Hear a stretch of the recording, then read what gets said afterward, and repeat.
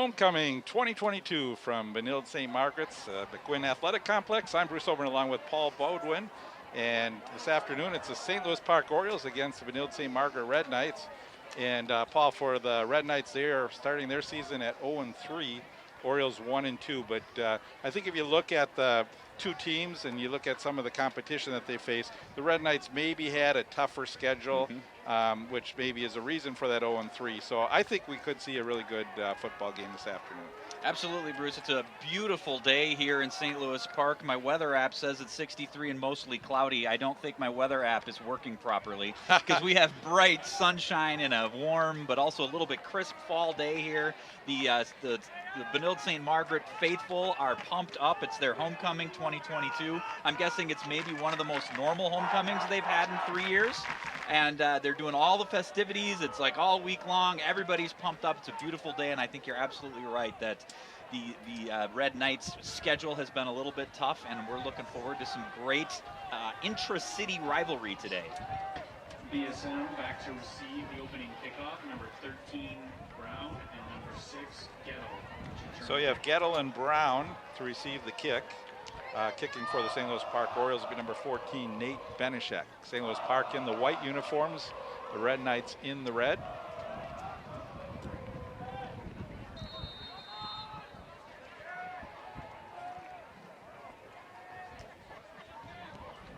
High kick.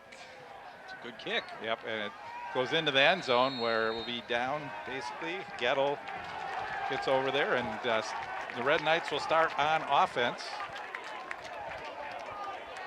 And for the Red Knights, the quarterback will be number 2, Nirvan Yogaraja. The running backs, John Gettle. Wide receiver, Elliot Hitter, Khalif Brown, and Luke Guggenberger. And Jack Shull will be the other wide receiver. The offensive line is Howell, Sauer, Staples, Dietz, and Arndt. Yogaraja, 53% completion so far this season.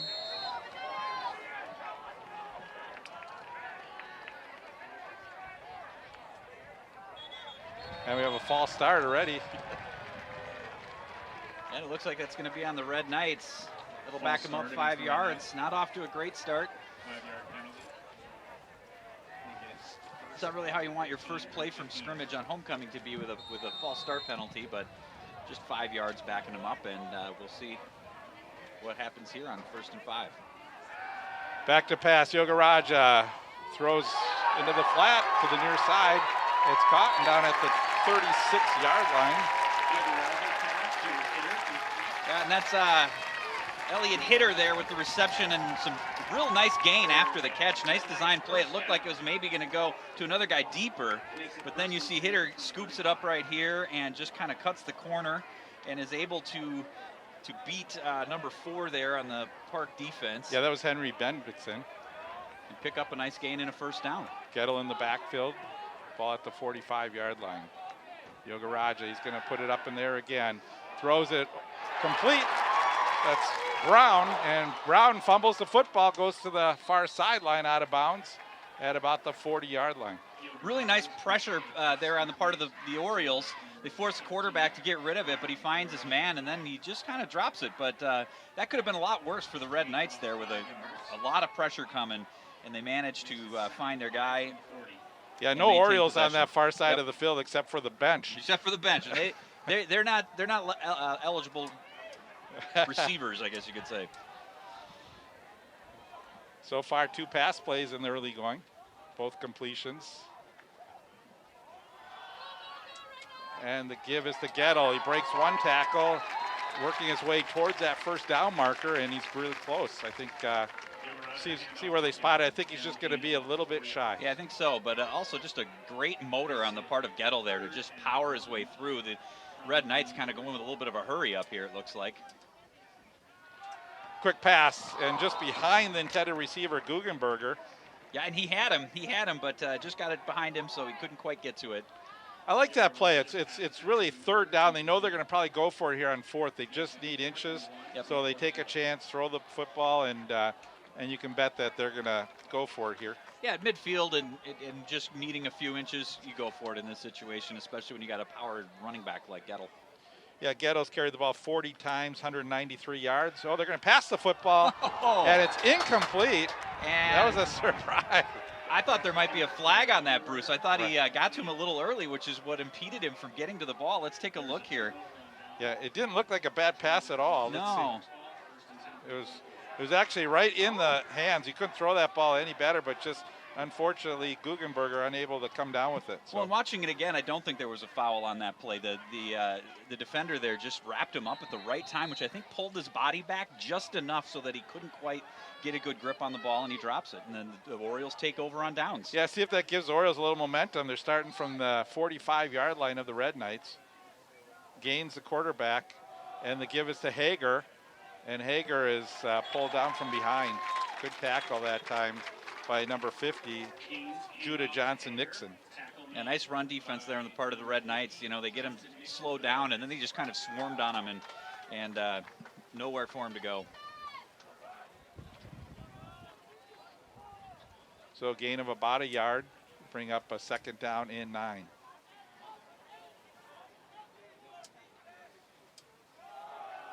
And the give to Hager, finds an opening, and he stretches out, gain of about 6 or 7 on that play.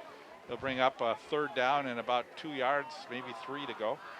Good blocking on the part of the Oriole offensive line to create a nice hole for him so you get a burst of speed and a good run on the part of Hager. Makes it 3rd and 4 from the 38. So 3rd and a long 3, we got Giovanelli lined up to the near side. Hager in the backfield. And the give is to Hager. And you can see Hager just trying to get the yards he needs, but a good job by the Red Knights defense. They stack him up about a yard and a half shy. So again, we saw 4-down territory for the Red Knights. This is probably 4-down territory now for the Orioles. Yeah, and he almost got there, but a really nice hit on the part of the Red Knights defense to stop him from getting to that first down marker. So the Orioles need 2 yards here. They have yet to put the ball in the air. Gaines. Fake. Throw over the middle is complete. First down for the Orioles. Caught by Teddy Dowling. That's a nice play. They've been run, and then Declan Gaines finds Dowling right there for a nice little short pass for the first down. Yeah, you can see Gaines just found his way right in the middle of the zone there, and wide open, easy throw for Gaines. First down of the game for the Orioles. No room for Hager that time. Yeah, nowhere for Hager to go there, Bruce. Again, that Red Knight defense just swarming around him. And yeah, great play that time by number 69, Bryce Commerfeld.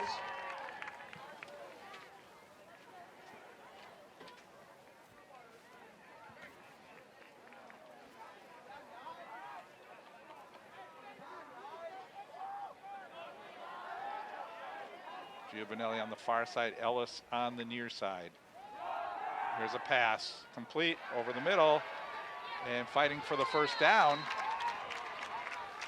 That's number 16, Kaplan. Yeah, Manny Kaplan there on the reception, a little bit behind him, didn't quite hit him in stride, but he spins around nicely and is able to pick up the first down for the Orioles. They're on the march, and it's nice to see Declan Gaines kind of settling in here right away. He's a young quarterback, jumped from freshman to varsity team this year, sophomore, and he's been a little bit shaky early in the season, but he's looking good today.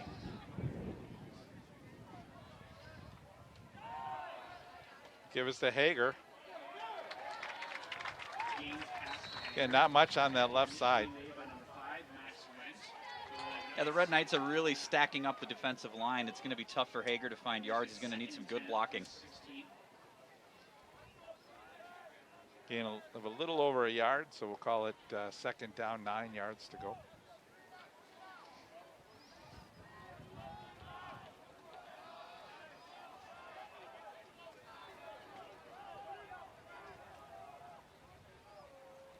Watch for Giovanelli. He's got single coverage.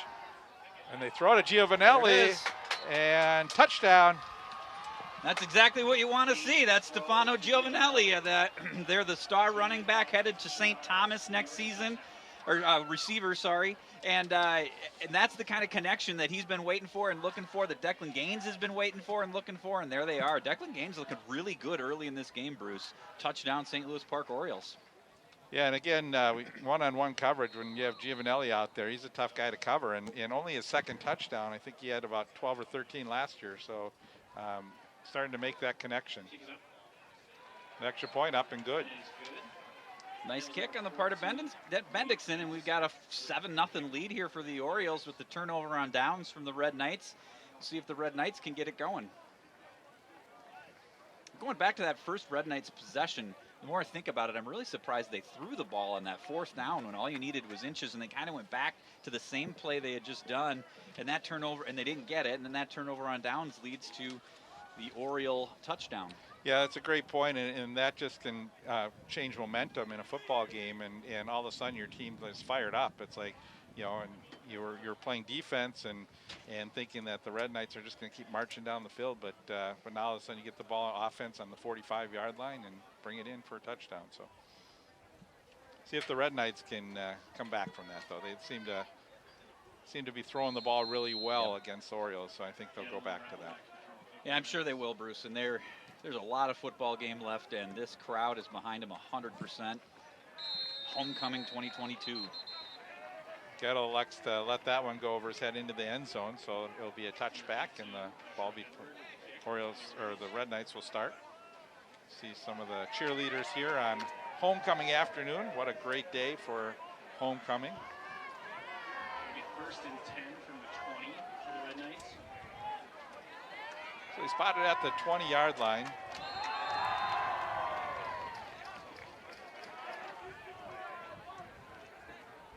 Read option, Yogaraja. Man in motion. Yogaraja looking. He's going to throw it out in the flat. Complete. And tackle at the 27-yard line. That's Gettle. That's a nice design play there with Gettle just wide open. Plenty of room to get some yards after the catch, and picks up about 7 yards. Yeah, so they have an outlet to the right, but they're able, Yogaraja has plenty of time to look downfield. If he doesn't see anything, he's able to just pass it out to the outlet. There's Gettle again, and Gettle's going to have the first down for the Red Knights. Yeah, Gettle's off to a good start today. Excuse me, good start today. He's hard to take down. Makes it 1st and 10 from roughly the 33. Yogaraja is going to put this one up in the air. He's got a little pressure, rolls to the far side, and now he's going to go down for a loss of yards at the 31-yard line.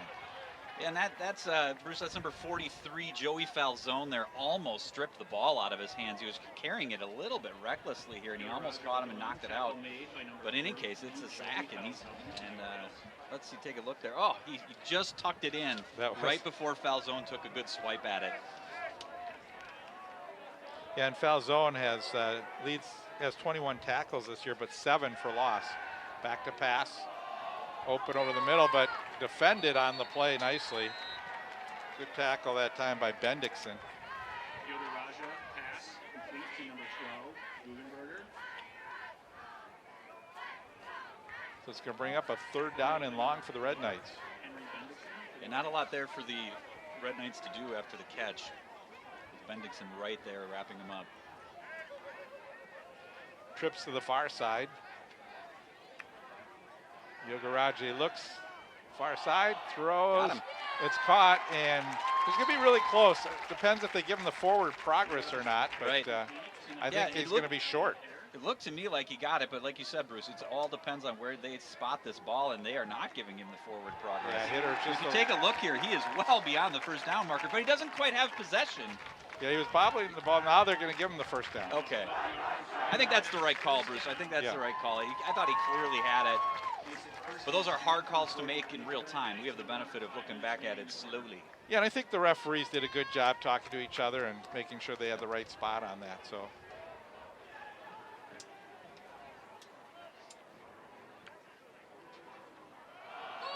Gittle.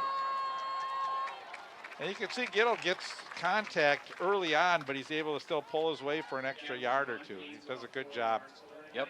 You can tell the Oriole defense there knows now, like, we've got to get multiple bodies on this guy in order to take him down. You had two guys swarm on him right away, that because he had a nice burst of speed going there. He could have broken one tackle and maybe even gotten a first down on that play, but because he's just that hard to take down. But the Orioles are starting to realize we got to really key in on this guy. Yeah, Zach Helfman in on the tackle. Helfman, good to see him back. He was injured a little bit last week and now back playing. They had to have Gaines punting. The pass intended for Gettle, incomplete. Yeah, it just overthrew him a little bit. It would have been a nice 3-4 yard gain had he gotten it, but just overthrew him. Just under 4 minutes remaining here in the first quarter. 7-0, Orioles lead.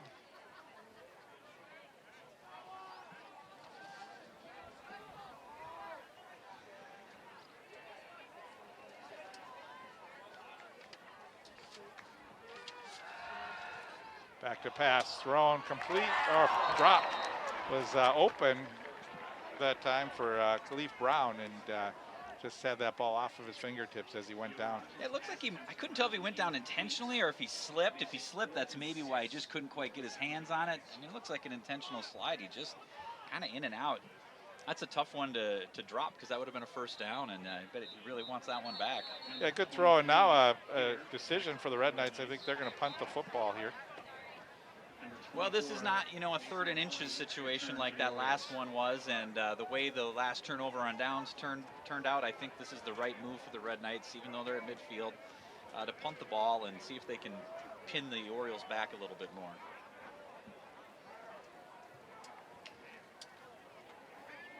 Nice snap. Yeah, hitter with the punt, and the Orioles are going to let this one bounce. It takes an Oriole bounce and goes out at the 31-yard line.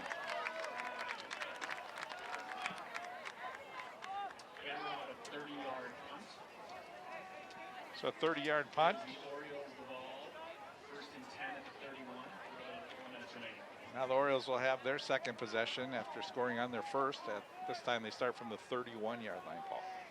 Yeah, there's the Oriole faithful over there starting to fill up that visiting bench a little bit more. I would have thought there had been more Oriole fans here. It's only a mile away. Yes. It's the Highway 100 battle. Yep. Battle for the belt line. Oh, good run by Hager. Hager stays on his feet, and now he's finally pulled down by Maximus Wendt. That's a very nice run on the part of Hager. And it was a good job by Wendt to finally get him down because it looked like Hager might even break further downfield. So what he did there is, again, we talk about this all the time, but a nice patient runner. He kind of waited, bobbled the ball there a little bit, almost lost it, but he really waited for the blocking to happen and open things up, and then he burst through for a nice gain. So second down and a yard. See if the Orioles put one up in there. They do. Oh, and it was incomplete. Almost could have been intercepted that time. Off of Teddy Dahlin's fingertips. Yeah, a little extracurricular activity, as they say, Bruce, after that play. But that was dangerous. That could have been picked off easily. And I don't think the defender realized he didn't catch it. Then they got a little chippy there. Refs will be watching that, I'm sure. Yeah, I think the Orioles, thinking they had 3rd and 1, they decided to put it up in the air. Now they'll probably run the football here with Hager. Off right tackle. Hager has a first down and more as he gets to the 48-yard line. That's another first down for the Orioles. The offense of the Orioles is really working well today. Yeah, and they seem to have a little more success running on the right side than they have on the left. Yeah, you're absolutely right, Bruce. That first series, they were running to the left, and that left side of the Red Knights defensive line was just stacking it up, and Hager had nowhere to go. We'll see if they can adjust.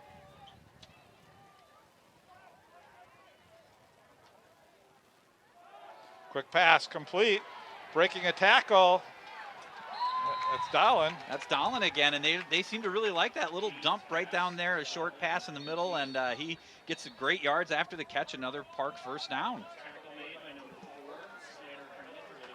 It's almost as though also, Giovanelli's out there, star receiver, and he's almost operating as a little bit of a decoy for Dahlin today. You had 2 guys on him, and then that left Dahlin open, and it's a first down for the Orioles. Yeah, so the Orioles seem to be moving, and I think we have a timeout, or we have an injury timeout.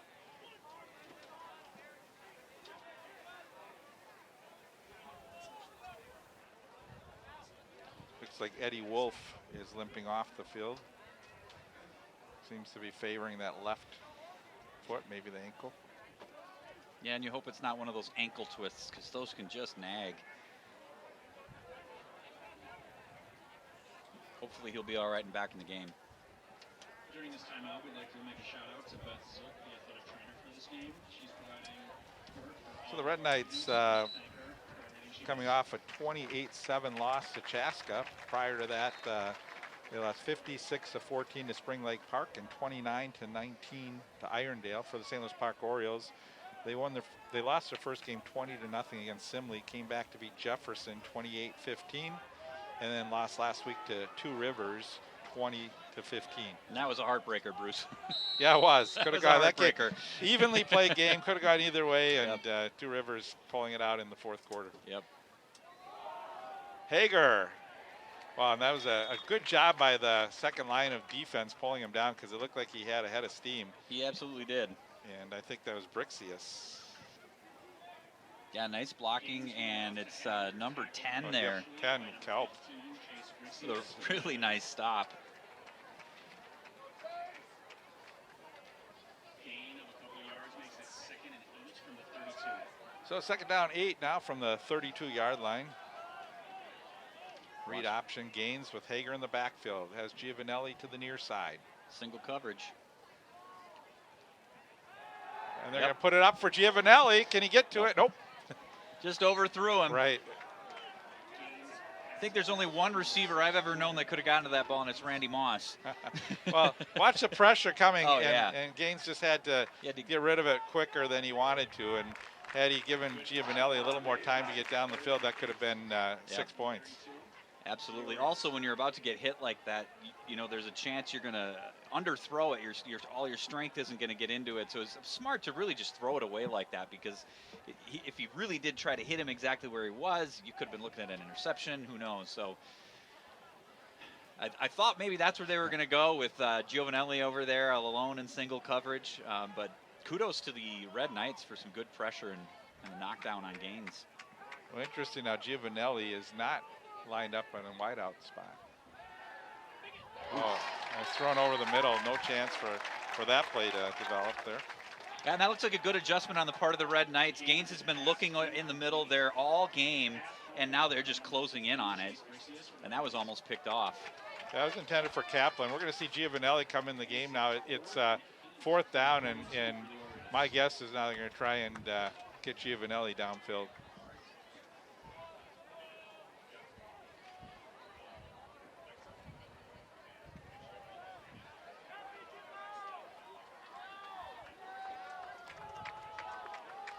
Orioles going to have to hurry up and get this play off. Yeah, They're they taking sure are. a lot of time. They want to get it right, but you don't want to back up any more than you are from the first down marker. Now they're going to switch the receivers. This clock's ticking down. They're going to have to get this one off. Gaines. Back to pass, looking for Giovanelli. It's going back to the same He's well. throwing, but way too far into the end zone.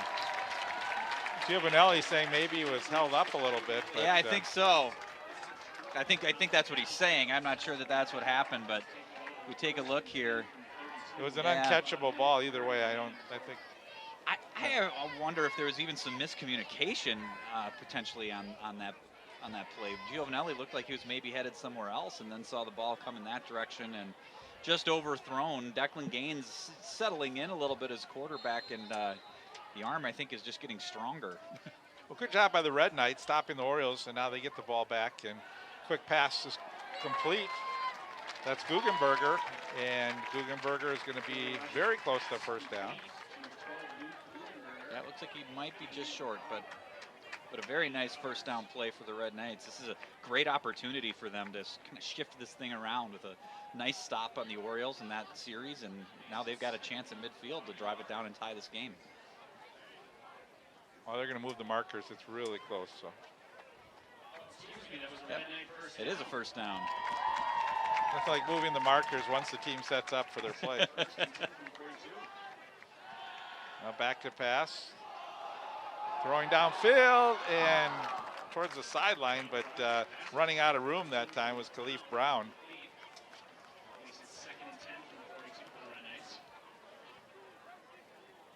one-on-one coverage, and you could see just Yep. out of the outstretched arm. He really had him. It just wasn't really thrown in the right spot, and he had a lot of time. The offensive line really did some good blocking. Those are tough balls to throw, though. A lot harder than it looks. There's another quick pass, complete. Just a down and in, and that one's complete hitter.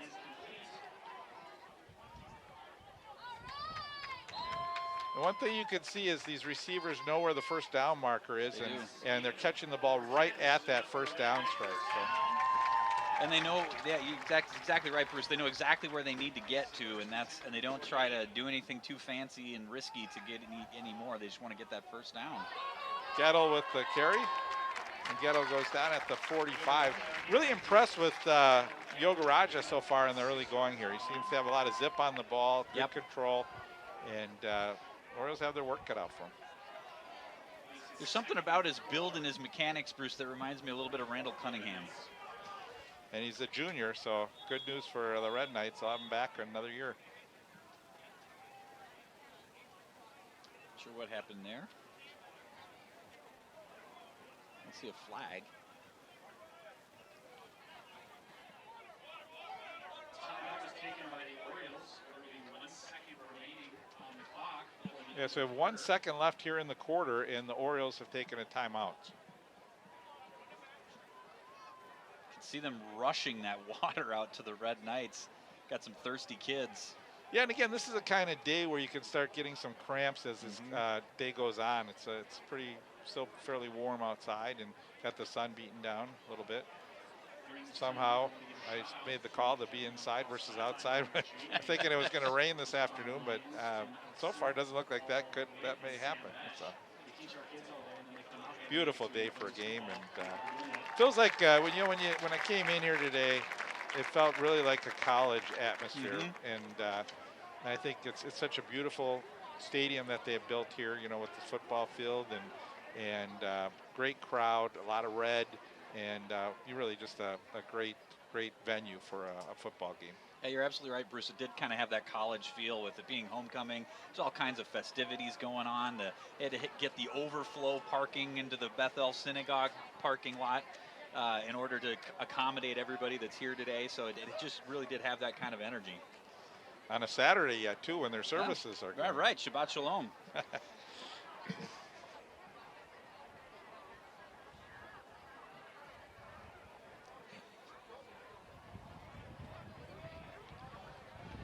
So the Orioles come back on the field. 1 second to go here in the quarter. St. Louis Park leads 7-0 on a 15-yard reception by Stefano Giovanelli.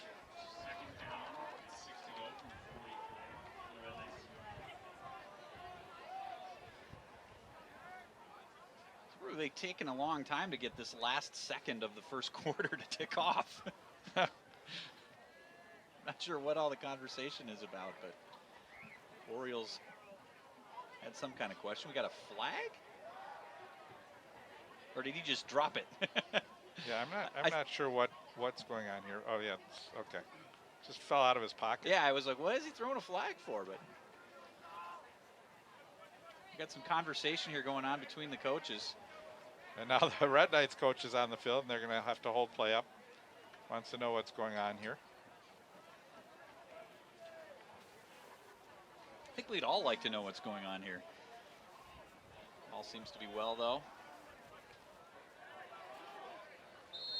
So the Red Knights have second down. Trips to the far side, and they're going to throw across the middle. It's complete.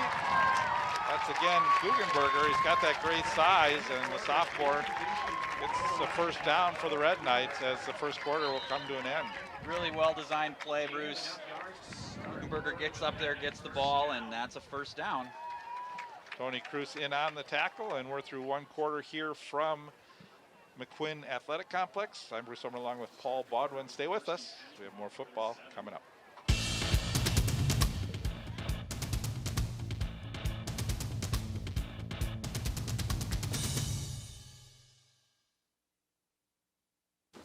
What to expect when you're expecting a teenager. Today we're talking about how to wake up your teen, and this works literally every time.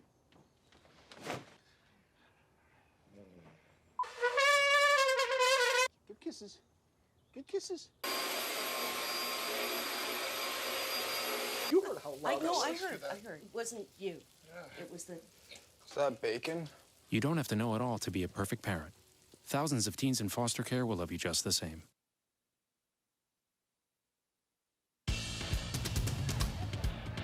Bruce over along with Paul Bodwin, and what a beautiful day here as we get ready to start the second quarter. Red Knights in St. Louis Park territory now at the 35-yard line. They seem to be moving the ball fairly well. Yoga Raja has done a great job, and he'll try and get the Red Knights in the end zone here as he has Gettle in the backfield. Gettle's open on the flat, but he's going to throw downfield, and it's incomplete. That was intended for Elliott Hitter. Again, we've seen passes on that end, and I don't think there's much of a wind, but it seems like the quarterbacks are throwing a little bit too far in that direction. So. Yeah, and it looked to me like Yoga Raja was a little bit confused. He was looking at the sidelines after this. I think there was a miscommunication on that play. He was looking at the sidelines like, wait, what happened there? I'm not sure. So I think there was some miscommunication, which is why he threw it. And he has Gettle wide open in the flat, so if he decides to make that pass, he's been open. There, Gettle is open again, but Yoga Raja is going to take it himself. Yoga Raja with the run, forced out of bounds by number 30. Yeah, he absolutely did. Gettle was wide open. I mean, he could have just flipped it over to him, but it looked like maybe the pressure came in. And that's another thing where when you're running that way, in order to get that to Gettle, you got to kind of stop and turn the body around, and who knows what can happen. So he decided just to keep it and start over here. 3rd down 9 for the Red Knights. Yoga Raja, plenty of time to throw the football, and it's complete. This one looks like it'll be short of the first down. It's Khalif Brown with the catch. Yeah, that's a really nice pass on the part of Yoga Raja. That's one of those, thrown only where the receiver can get it because he was well covered. But he threw it just out of the reach of the defender and picks up some yards. So that's going to make this 4th down a whole lot easier to get. Yeah, 4th down and 2. Oh, and we get a false start. Oh, no. I think he was trying to draw the defense offsides, and it came back to backfire as he drew his own player offside. And that's unfortunate for the Red Knights after a nice gain to have a 4th and short. Now you're just backing it right up. Yeah, definitely still in the territory where they'll go for it, but it makes the play call much different here. Watch for Gettle. Yep. As he gets out in the flat.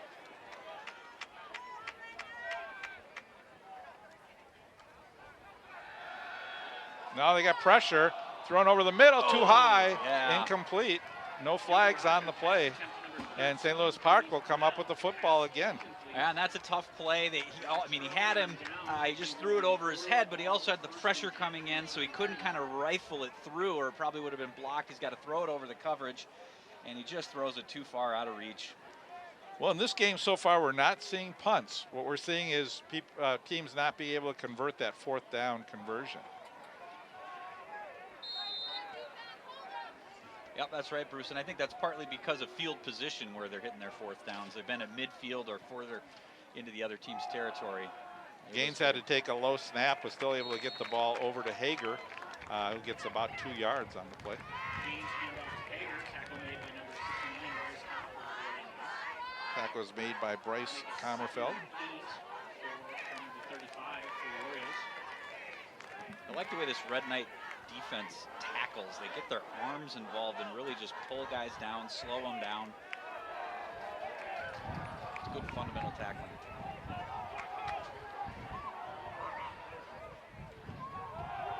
And the give to Hager, who tries to get to the near sideline, makes one move to get open, and he is hit hard, but he has a 1st down out at the 45-yard line.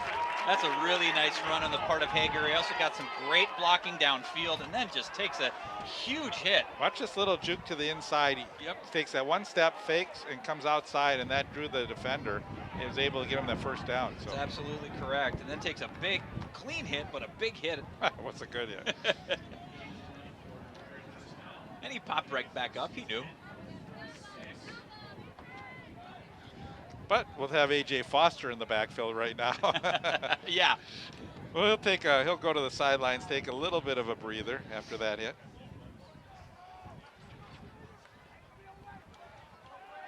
Gaines looks to the near side, incomplete. It's intended for Giovanelli. He's got a hand on it, and that was about it. Yeah, just not a great throw on the part of Declan Gaines right there. That pressure, you could see him trying to thread the needle through the defender's arms, and it just caused him to throw it a little bit off target. Second down and 10 now from the 46-yard line. A.J. Foster still in the backfield.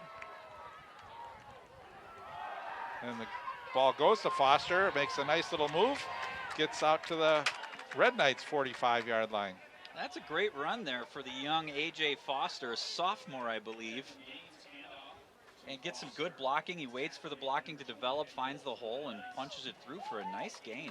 Very different runner than Hager. He runs low to the ground, and you can see the speed shiftiness he has.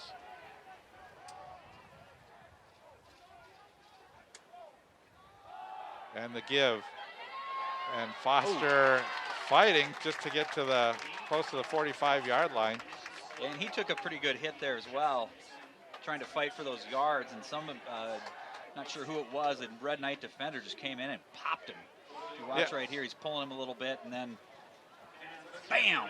Also, Brixius is in a little tangle with Zach Johnson on the near side from, and the referees had to break it up. So it is getting a little hot out there. And here's 4th down and 1, and you bring your bigger back in, Hager here.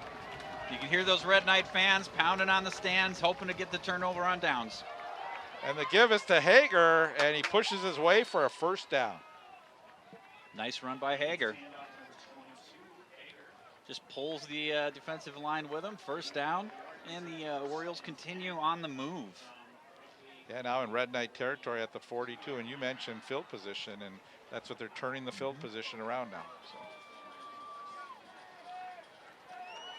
Yeah, and it gives you that, when you start getting into this kind of territory, then you're in the territory of 4-down football.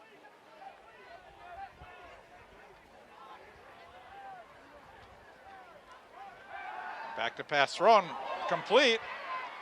Well, that was a nice play. That was a really well-designed play. That's the tight end, Manny Kaplan, with the reception. He's wide open. Declan Gaines knew exactly where he was, threw a perfect pass right to him. Great play on the part of the Orioles. Yeah, again, you know, when you mix up that run, all of a sudden it opens up that passing play, and that time they had Kaplan able to cut over the middle and get the completion. Inside the 30-yard line. Fake to Hager, Gaines with the keeper, and Gaines will... He doesn't want to go down. Yeah, it's just really neutral fight there. As he didn't get any yards out of it, but he kept on his feet down to about the 25-yard line. Just fighting for every yard he can get there. Well, the Orioles moving the clock too. They keep the clock moving and try and keep the fans, this big Red Knights, you know, the fans quiet here. Yep. And keeping the Red Knight defense on the field. Yeah, because that Red Knights offense, they're due to get something happen. They look good in this game. They just haven't gotten it. There's a toss-up. That ball could have gone either way, and really the defender had great position on this one. Yeah, he did, and it looks like that was Javaris Ellis, who, you know, looks like he's got the height to just throw up a jump ball and catch a rebound, but he just couldn't quite get to that when he's almost defending. Yeah, that was Slater Crandall defending on the play, and Slater did a good job to hold his own ground there.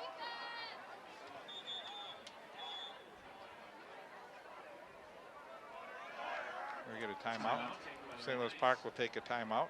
I like that timeout, Bruce. Here, 7 minutes to go in the 2nd quarter, and you're deep into the Red Knight territory. It's 3rd down. You want to make sure you get this one right. Make sure everybody's on the same page. Good camera work there. Yeah. Which does not come to a surprise. We have a wonderful crew. Upcoming game for the Red Knights will be Friday, September 30th. They take on the Academy of Holy Angels. That game at 7 p.m. And then Friday, October 7th at Hill Murray, also at 7 o'clock. So a couple road games. Then they close out their season at home against Orono and Cooper. And I think the Red Knights would sure like to get a victory here today before heading over to Holy Angels. Yeah, Holy Angels be a tough contest.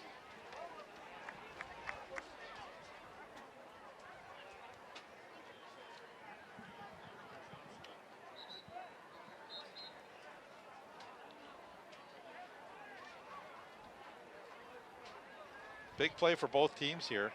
St. Louis Park trying to get momentum, see if they can get up by more than a score, and Red Knights trying to get back in this football game for their big homecoming crowd. Gains, back to pass, steps in, he's under pressure, and he is pulled down. Just nowhere for him to go, Bruce. Yeah, Brian Banks. There's just nothing that Declan Gaines could do there. The pressure was just all over him. He just kind of running for his life a little bit. Couldn't find anybody, and then it's done. So we got a 4th and long now. 4th and 13. Yeah, 4th and 13, and you got two options here. One is you have Gaines just do the little pooch kick down towards the end, or you just go for it and throw the pass to Giovanelli towards the end zone. Bruce, I like going for it here because unless you can guarantee you're going to pin him on the one, the net loss in yards is not very much. Well, this play I do not like. No. I'm with you. That's a play that really is, not going to get you anything. And why not take a chance at the end zone instead of throwing a 3 or 4 yard pass on 4th down? That didn't make any sense whatsoever. I'd rather see him punt than throw into triple coverage, and that's the other thing. Like a pass like that can easily end up 6 the other way. And again, that was to tight end Manny Kaplan. Looked like he was hurt a little bit. But you're right. Even if he catches it, it just doesn't get you much. So the Red Knights now see if they can get fired up here as they get the ball turned over on downs, and it's a big stop for the Red Knights. Yogaraja, he's got room, throws to the near side, it's complete. Hitter with the catch and maybe gets a yard. It's a huge stop for the Red Knights there because it feels like the Orioles have really kind of dominated this first half so far, yet the Red Knights are only down 7-0. So you get a turnover on downs there, another big stop, you're right there, and the Red Knights are right there with this game. Yogaraja, he's got some pressure now. From behind, fumbles the football, picked up, and the Red Knights could turn something into what's a big hit. But still on his feet, not going down, is John Gettle. And what an interesting turn of events there. Wow. How do you draw this one up? Watch this one again. Again, great pressure. Look at him. He's getting real sloppy holding that ball, but it's just, good fortune there on the part of the Red Knights. We mentioned Joey Falzone puts a lot of pressure. There's a big hit that time by Joey Falzone, I believe. Number 24, Amos. Oh, Amos, my bad. Check that. Oh, they're going to run Gettle, and Gettle with the first down. Pulled down by Helfman.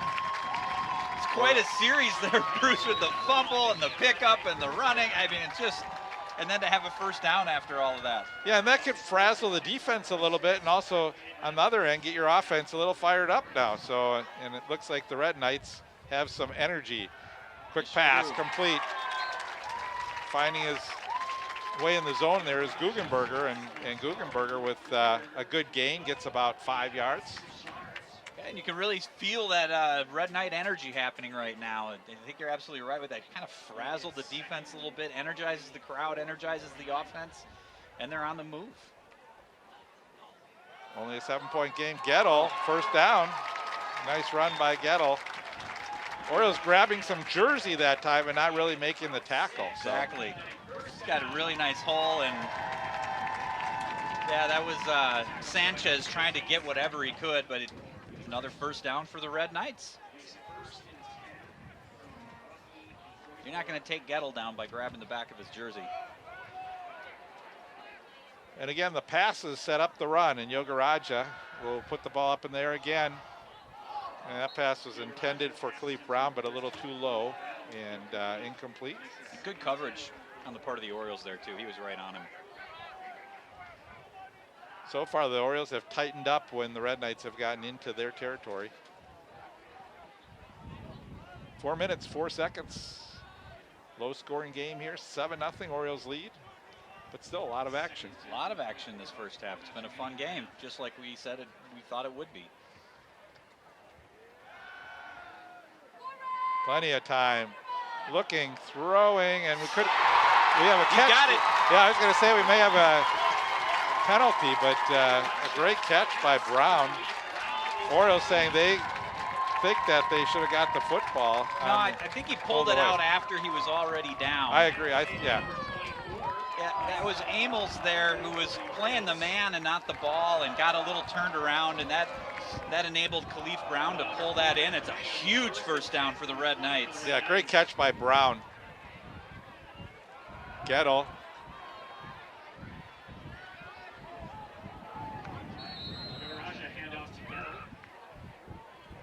But I can't say enough about Helfman, what he does on the run. Here, Helfman has had 3 tackles in the last like 4 or 5 plays. Yeah, he was down, definitely. And then he pulls it out there kind of last minute. Is definitely down. Great play by the Red Knights. They are knocking on the door. Yugaraja looks to the far side, cutting over the middle, open, touchdown Red Knights. That's Jack Scholl there, Bruce, with the touchdown. He's wide open in the middle of the field. Easy play for the Red Knights. 7-6. They're right back in it. Exactly what they wanted to do to get to the end of this half. Great job by Yogaraja finding Scholl, cutting over the middle. No defender on the play, and Scholl with the 20-yard touchdown reception, and now they go for the extra point. Hitter will attempt the extra point.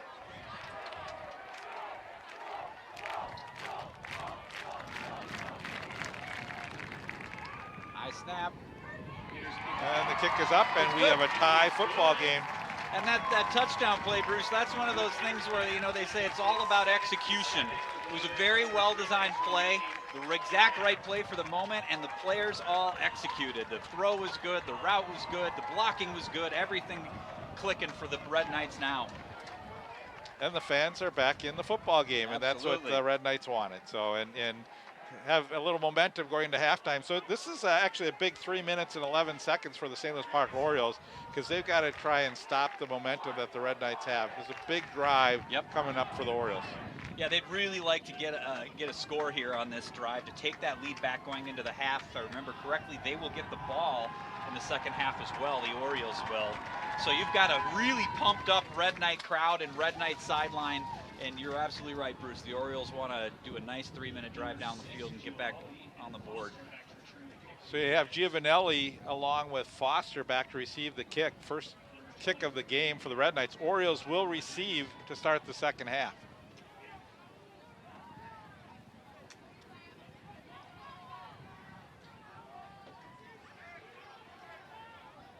Depending on where they get this, I'd like to see the Orioles take a shot downfield to Giovanelli on the first play from scrimmage.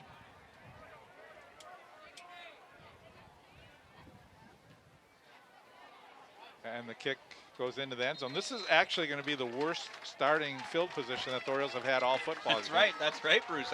Good point.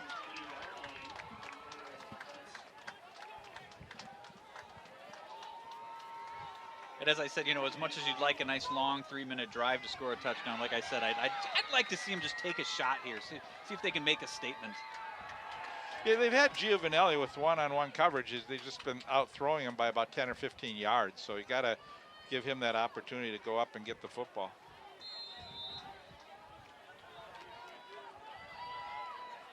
And they do not look like they're in a formation to take a shot.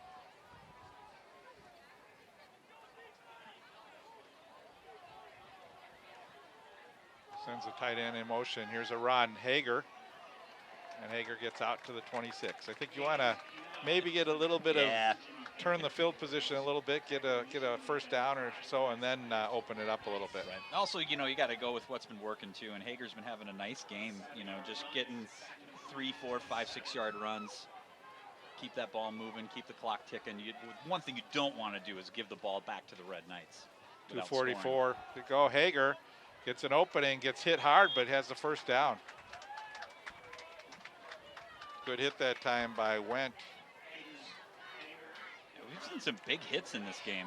Oh, actually, that was. I didn't see the number. Didn't see the number. Went was behind the play a little bit. But.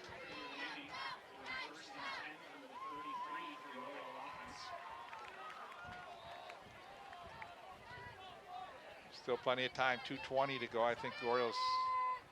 I don't know if they have 2 or 1 timeout. I know they called 1.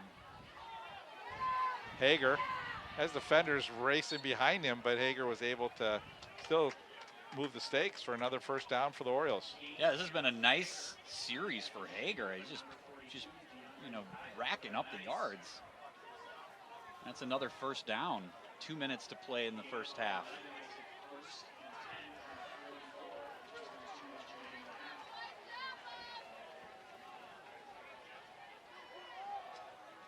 Foster in the backfield. And the give is to Foster. And pushing his way to about the 49-yard line. It'll be a gain of 5.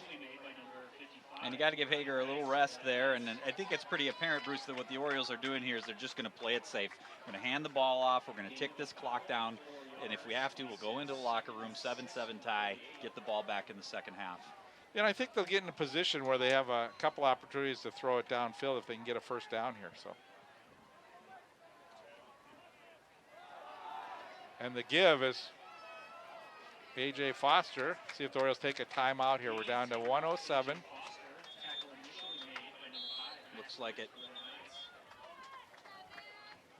Yep, timeout Orioles. So 1:03 to play. They might put a couple seconds back on the clock, not sure. But you're right, when they get another first down and move it just a little bit more, they could take that shot, but they're not going to take any chances getting there to that point, as they've just done a really nice job running the ball. This could be one of those things where, the Red Knight defense has been on the field a lot this half.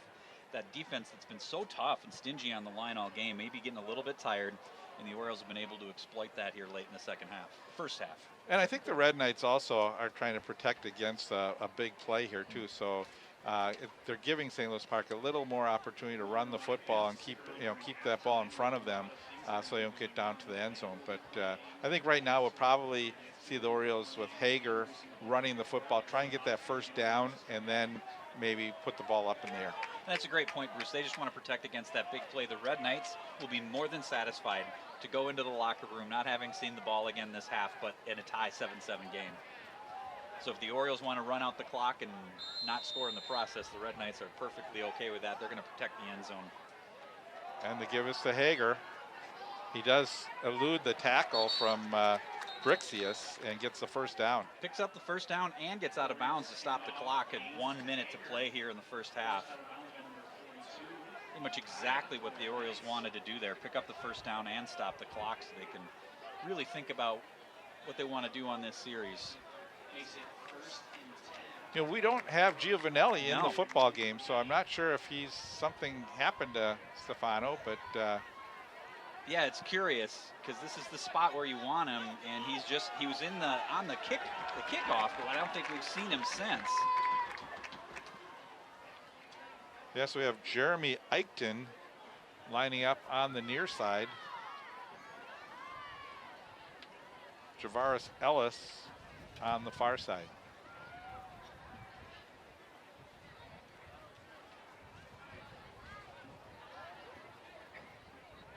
Looks like Giovanelli might be coming in. He's got his helmet on the sidelines. He looks like he wants to be in.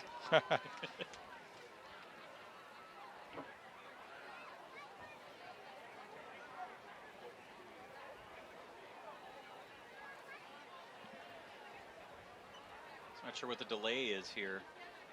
Yeah, and now Giovanelli is coming in.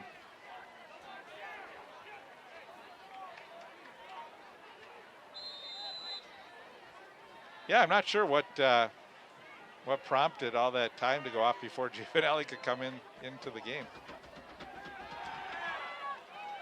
Rolling to the far side, gains, and just throws this one away. Well, that's about all they could do. I'm not sure what the plan was there. They had Giovanelli into the game, but he just kind of went out a few yards. I'm not sure if he's hurt. Maybe playing a little bit of a decoy there. It's hard to tell, but just nothing doing for the Orioles on that play. Well, Giovanelli's walking really slow back to the sideline. Yep.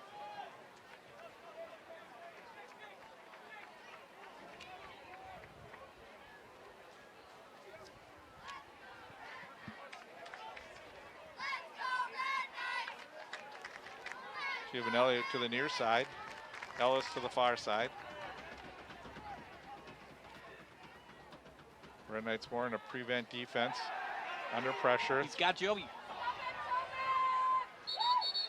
He had Giovanelli down, going deep. He waved for it. Yeah, and elected to go to Cap or Dowling that time over the middle. Of course, he's under pressure too. That always makes it hard. It's hard to get your feet set and get everything right for a big throw downfield when you've got a big defender barreling in on you.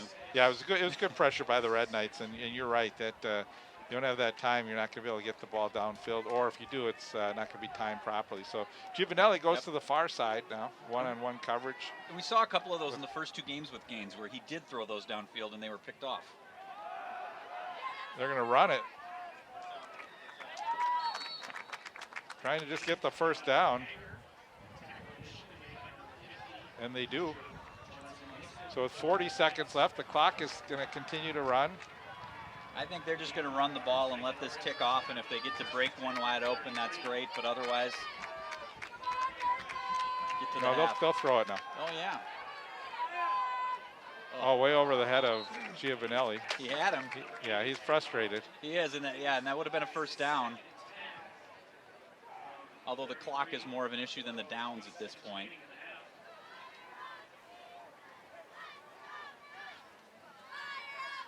And Giovanelli, just something doesn't seem right. Right, and I think right now for the Orioles, you may be able to get the ball down about another 10, 15 yards and see if you just take a shot at a field goal on the last play of the half here too. Yeah, and then looking at their initial extra point, I think their kicker has the leg for it.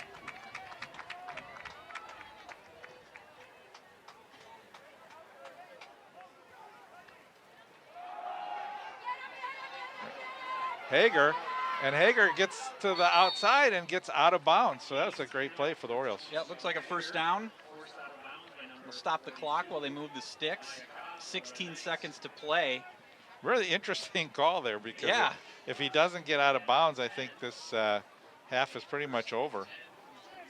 Yeah, I'm not sure if the Orioles have a timeout left or not, because they could have maybe called a timeout if he didn't get there and try to kick a field goal. They're in a position right now, though, where they could take a shot into the end zone. Yeah, and then if they don't get it, try to kick a field goal. I think you've got a couple opportunities here, and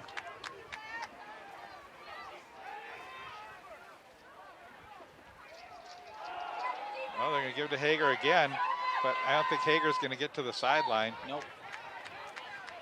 So the clock's ticking down. I think that'll do it. Yeah, see, it didn't make sense to me. I think they thought they could still spike the football, but what are they doing? Not going for that end zone. You saw a couple questionable calls for the Orioles earlier on too, where they just threw that little pass over the middle, and here, not being able to get that ball out of bounds or at least throw the football. So I think the Red Knights have to be very happy in the situation that they're sitting in right now. In a tie game, 7-7. This thing turned around quickly, and the Orioles did a nice job of chewing up the clock and not giving the ball back to the Red Knights. It's toward the end of the half there. But at the same time, while the Orioles just drove the ball down the field with Hager, and then they just seemed to be completely disjointed there in that last part of that series. Not quite sure. It seemed like they didn't know what they wanted to do, and then they had.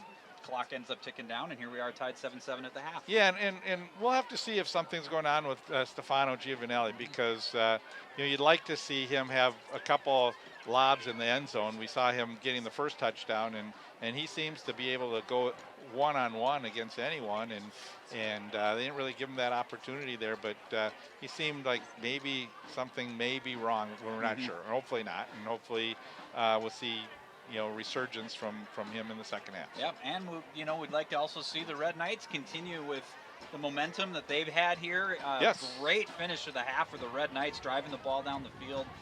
And like I said, just a well-designed play, well-executed play. And here we go. We're set up for a really exciting second half. We are, and the Red Knights really came up with some good defensive plays when they needed to, and that's what counts. And I really was impressed with Yoga Raja in that first half. I think he looks good. He really looks good and can throw the football, seems to have control of the game. And so, again, got some. I think we have a little bit of an extended halftime here with it being homecoming. Yeah.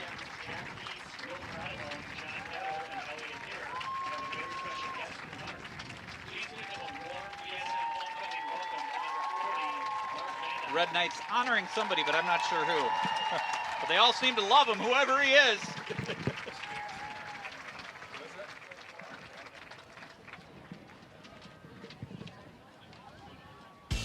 Let's, you want to, so. This is what was just going on the field. International hero Colonel Mark Van de High, 85.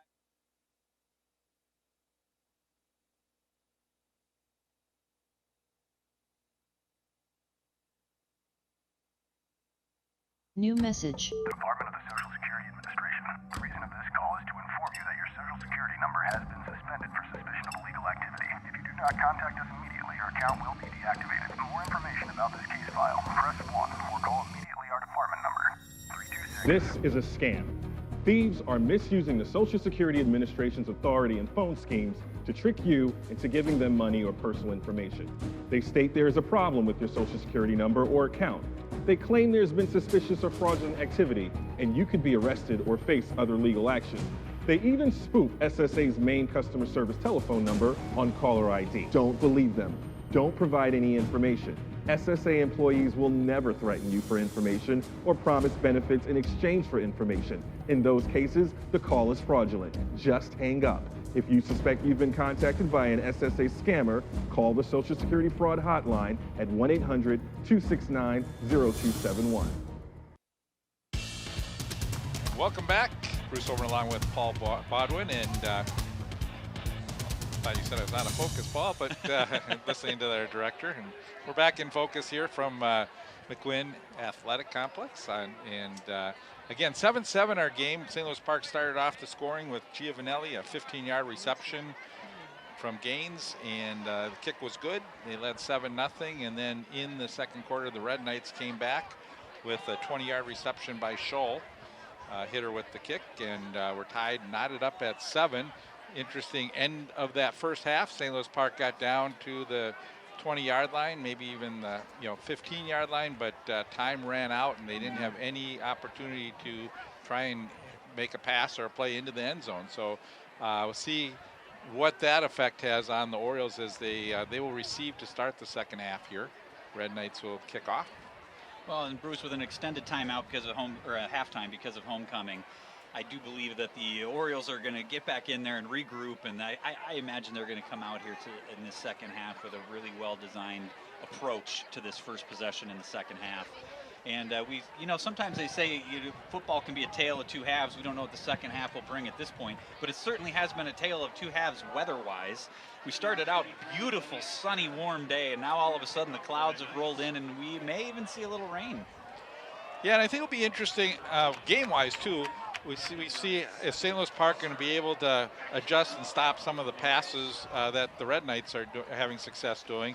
And for the Red Knights, they're going to see how they can stop the Orioles' run, because the Orioles seem to run the ball very effectively at the end of that first half. They sure did.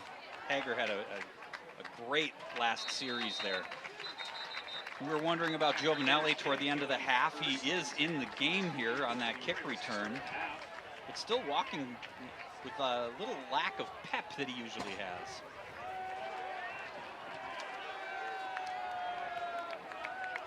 So again, the Orioles in the first half had really good field position on most of their drives. One time they started from the 20, but they were able to march the ball down. Now they're going to start from the 20-yard line here to start the second half. Yep. And the time that they didn't have great field position, they were able to march the ball down the field. They didn't have to punt at all in that first half, I believe. And the give to Hager. Gaines hand off to Hager. Tackle initially made by number 5. Matt Good Smith. defense that time. Went in on the tackle. Gain of about 3 yards Gain for the about Orioles.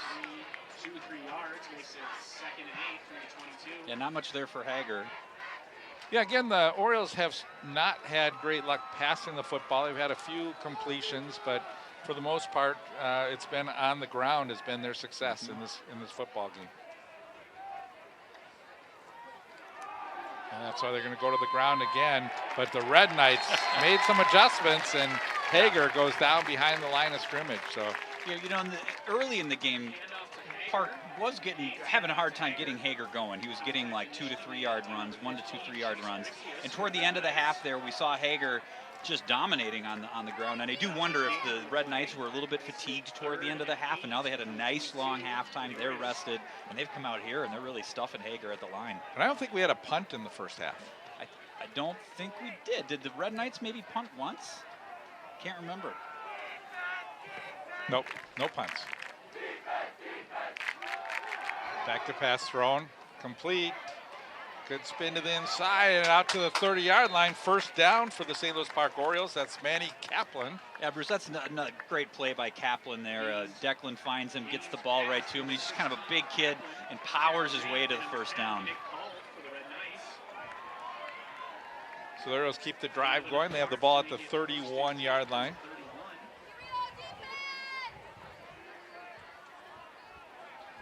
Giovanelli lines up tight on the right side. And the handoff. Hager gets to the second line of defense. He fumbles the football, and the Red Knights have the ball. Just when you got some things going there here in the first half, that is a huge turnover for the Red Knights to get that ball back within 2 minutes of the first or second half beginning.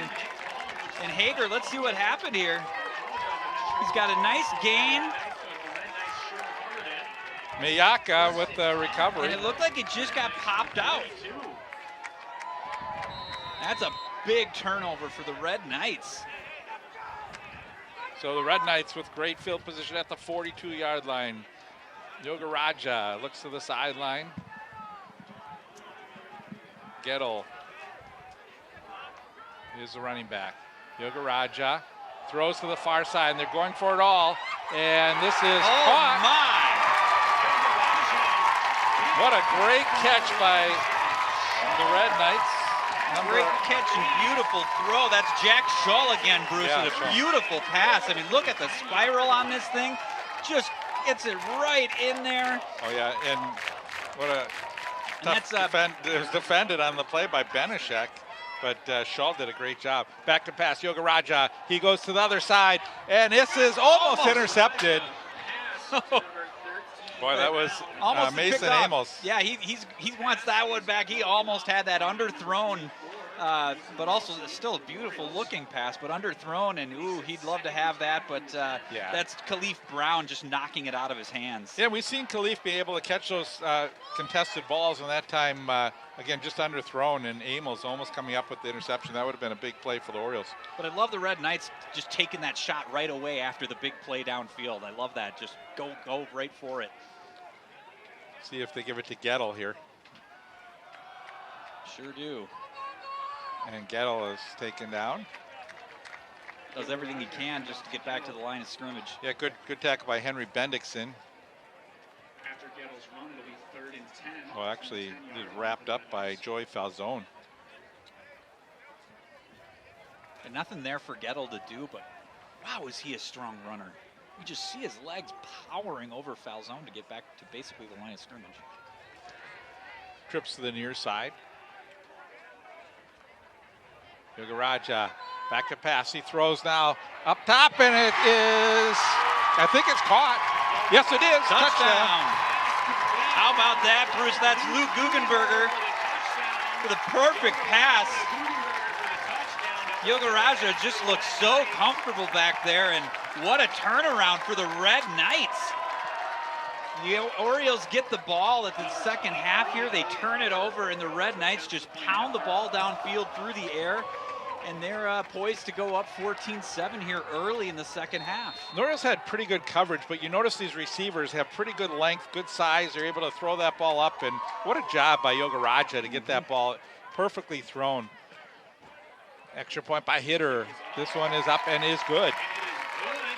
So the Red Knights with their first lead of the game, they lead 14-7 and capped off on a fumble recovery. They're able to convert and take the lead. You can't draw it up any better than that, Bruce, to be, down 7-0 most of the game.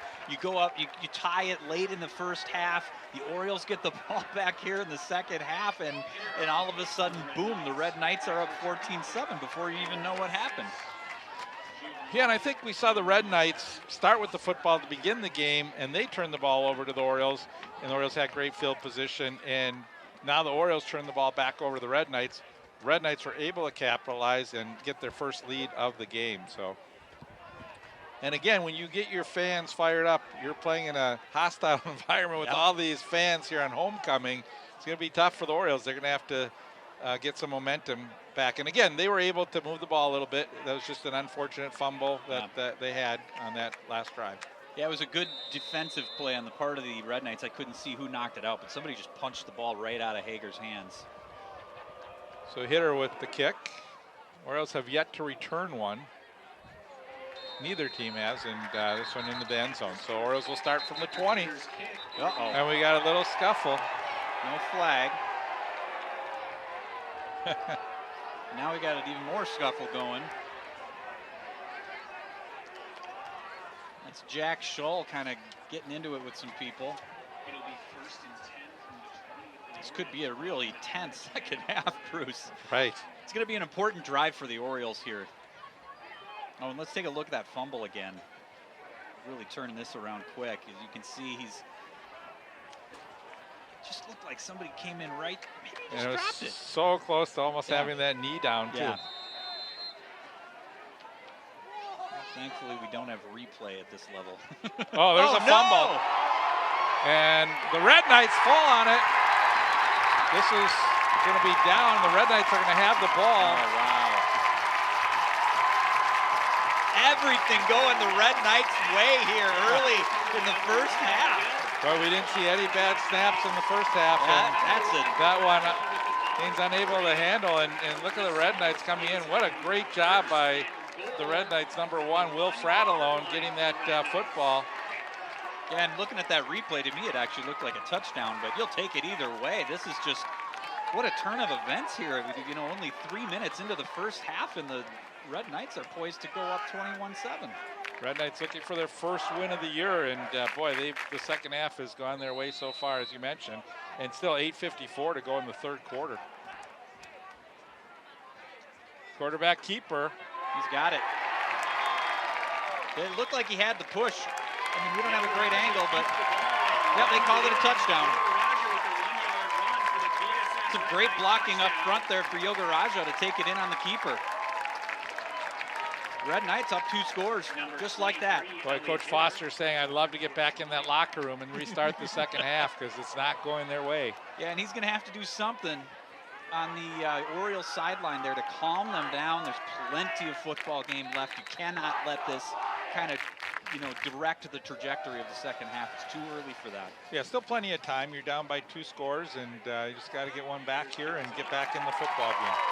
Extra point nearly blocked, but it's up and good, and the Red Knights are up 21-7, just 3 minutes and 10 seconds into the first half, and they get 2 touchdowns. How about that, Bruce?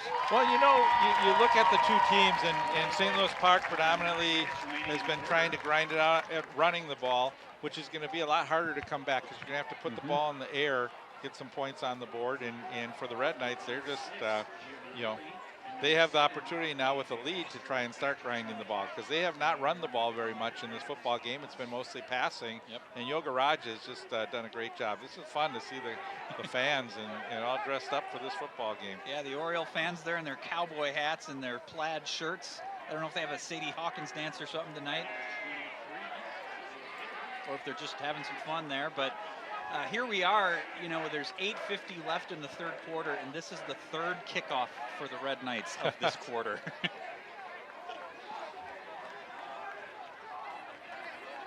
So you got Foster and Giovanelli back to receive, but they've yet to return anything as everything's gone into the end zone. Coach McMenamy has to be very happy the way his team has come out here in the second half. Giovanelli wants it. Yeah, Giovanelli's going to take it to the far side. He's got an opening. He has a nice gain across the 40 and pulled down at the 42-yard line. You know, I like that play, Bruce. You got the senior and Giovanelli kind of calling off the sophomore Foster there to take that reception. He's like, let's make something happen. And a nice big run back. That can kind of just stir you up a little bit, like say, all right, it's okay, it's okay. A lot of time left. Let's settle down.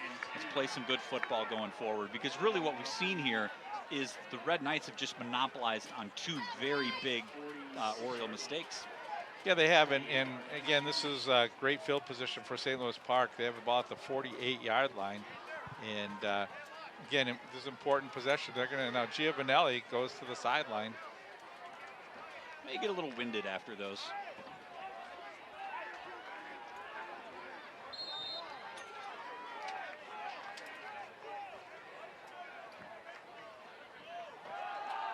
Hand off. They're going to give it to Hager again. Hager tripped up, but a nice gain. Yeah. Yeah, not a lot there for him, but he still manages to get 4 or 5 yards. Yeah, and again, we saw the Red Knights defense tire a little bit in that end of the first half, and the Orioles were able to run fairly good. And I think the Orioles just got to stay on the ground, keep doing what's working for them. Just hang on to the football. And Hager had some nice blocking on that play as well. Another bad snap. Oh, no. Hager bobbled it, and that causes him just to get back to the line of scrimmage. So this is one of those scenarios, you know, where, again, you got the sophomore quarterback in Declan Gaines that had another low snap. Oof. Some good concentration for them to not turn that one over.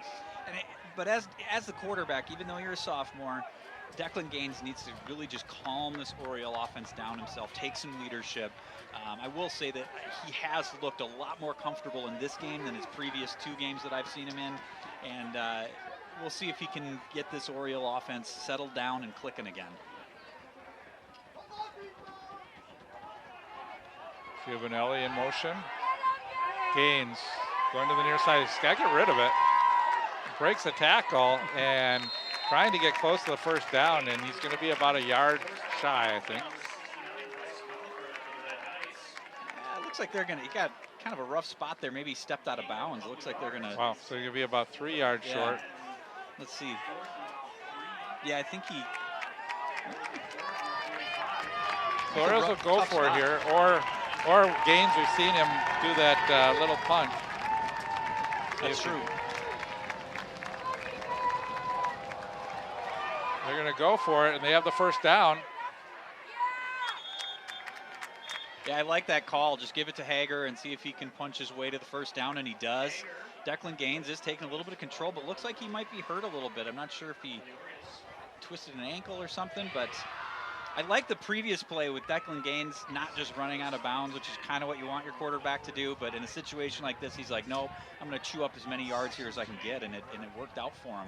They got a first down. Yeah, Jimmy Hager's had a great game, and he's going to get the ball again. This time he's taken down. Good defense. Nice job by Brixius. Nick Kalb also in on that play. Giovanelli not in the game again. I got to believe he has some kind of little nagging injury. He's on the sideline with his helmet off.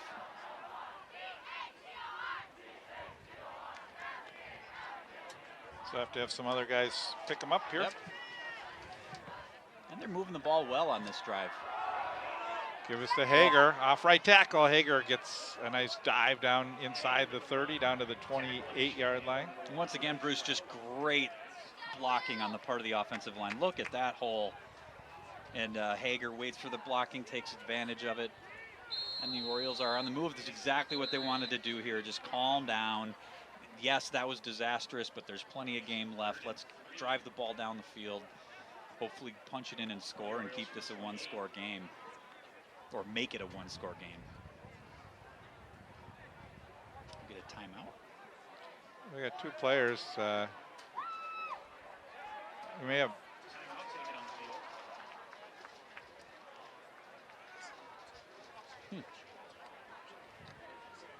We have an official timeout, but I'm not sure, as we have 2 players talking things over, maybe 2 captains. There may be a lot of stuff going on the field that they're trying to get them to calm down a little bit.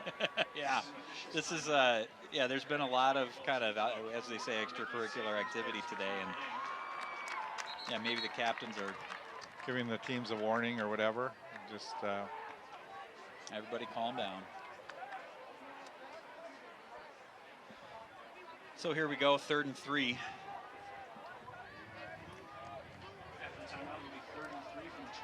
Sort of like that too, just make sure that no one gets any unnecessary injuries from all this little. Yes.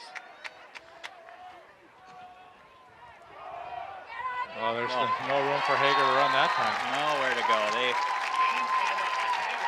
Yeah, the Red Knights knew exactly what was happening there and just burst through and take Hager down for a loss. So It's now, fourth and yeah, long Paul, now. and now we're going to see Giovanelli. This is where you bring him into the game, and I would really like to see them take a shot. Yeah, you know, you want to get that first down, but it's far enough away that you can take that shot. And if you don't make it, you're still giving the Red Knights a long field. A lot of players shuffling in and out, but that's Gaines now coming into the huddle. Giovanelli will line up to the near sideline.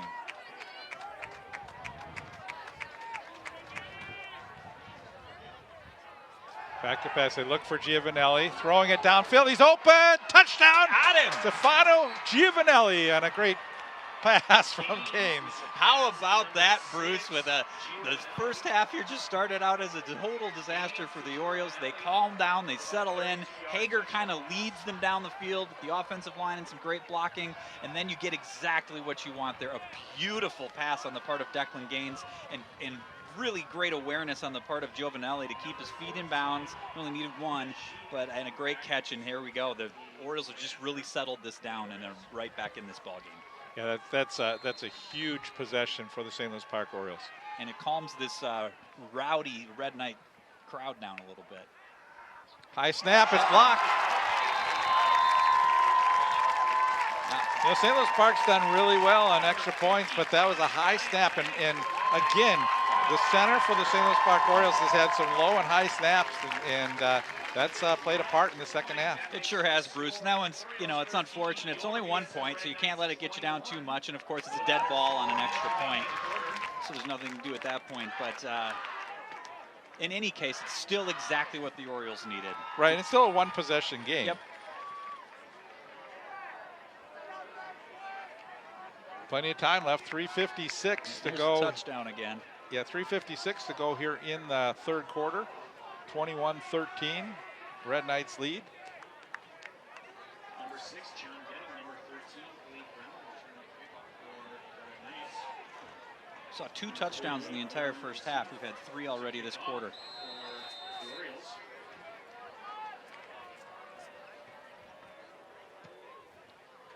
Good kick, and this one's going to go into the end zone.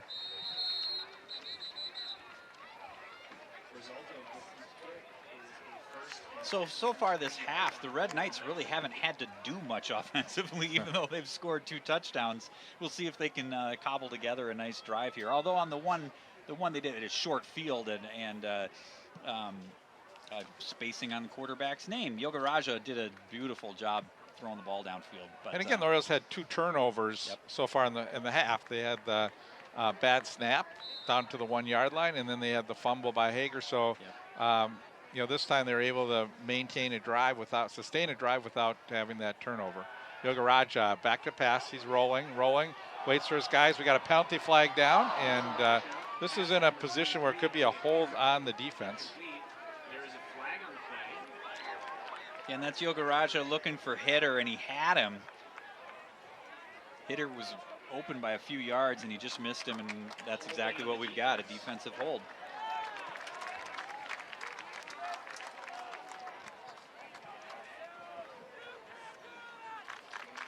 And again, going back to those turnovers, Bruce, like you said, that's the thing that the Orioles had to tell themselves, like, hey, if we just don't turn the ball over like that, we're going to be just fine. Right.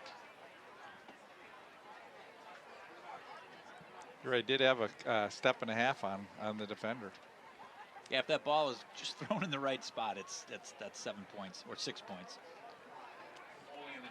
So you notice in the pros, it's a 5-yard penalty. Here it's a 10-yard penalty. They move it to the 30, first down for the Red Knights.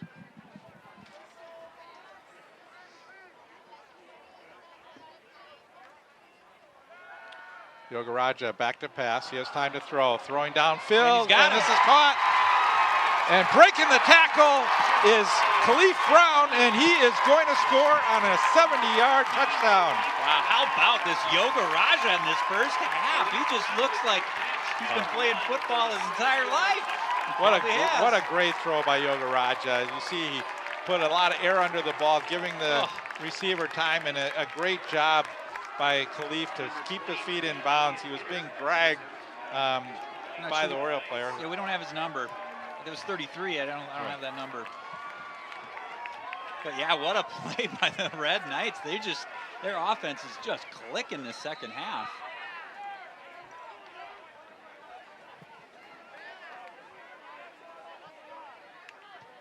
And the kick is up. It is good. A little bit of a bobbled snap, but he gets it up and good. And Red Knights come right back and strike again. Orioles 13, your VSM Red Knights 28. So Yogaraja with 3 touchdown passes and also 1 run. He's had a great football game.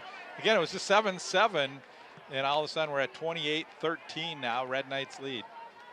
3:38 still to go in the third. Yep, and you know, right along with the weather, it has been a tale of 2 halves.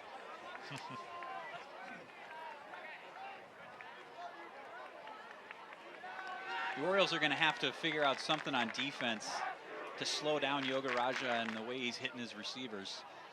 Yogaraja came into the game with 53% completion percentage, and that's going up. Yes. He's done very well. We don't have a statistician, unfortunately. We can't give you the stats, but we can say that Yogaraja has had a phenomenal football game.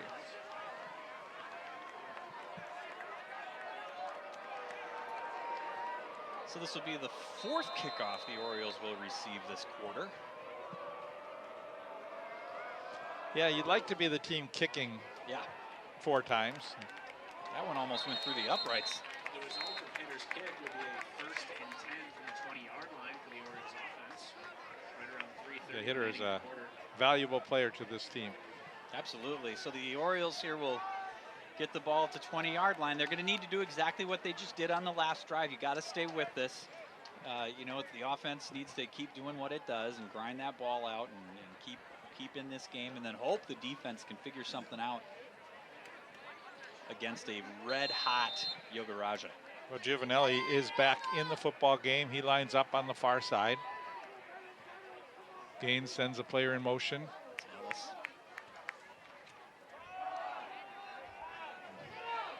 And Hager, nowhere to go. Yeah, I'm not sure. To me, it looked like he had a hole that he just chose not to go through it. I'm not sure. Right? Oh, I see. Well, yeah, not really much for him to do there. They need to keep working Hager for sure, but they're also, you know, you had the big play to Giovanelli on the last drive. They're going to have to get the receivers involved here as well.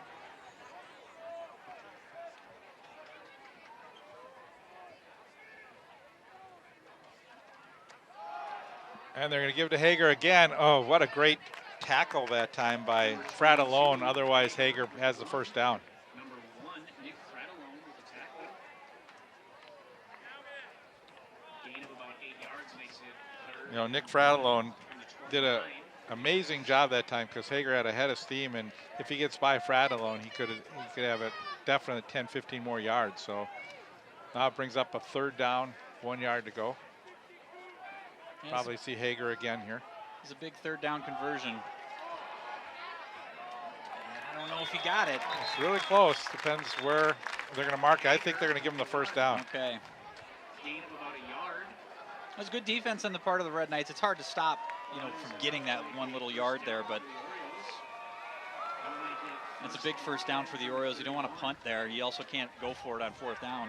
I mean, you can, but it's risky that deep in your own territory. Orioles staying with the ground game, and they're going to bring Foster in the backfield.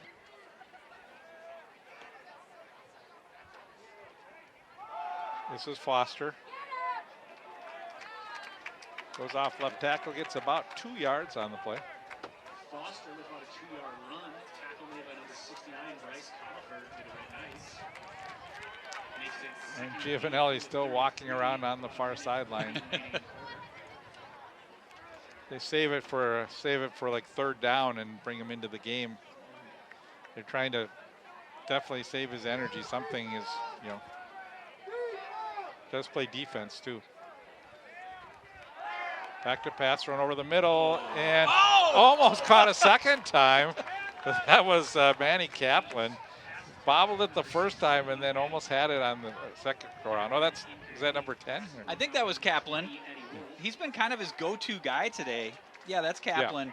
Yeah. And thrown a little bit out of reach, but definitely catchable, and he almost stuck with it and kept it in, but couldn't quite hang on to it, so it's third made. That's two chances at it. You're 0 for 2 on that one, but nice try, Manny. Big third down now for the Orioles. Trying to not be the first team to punt the football in this game. And they're going to throw it.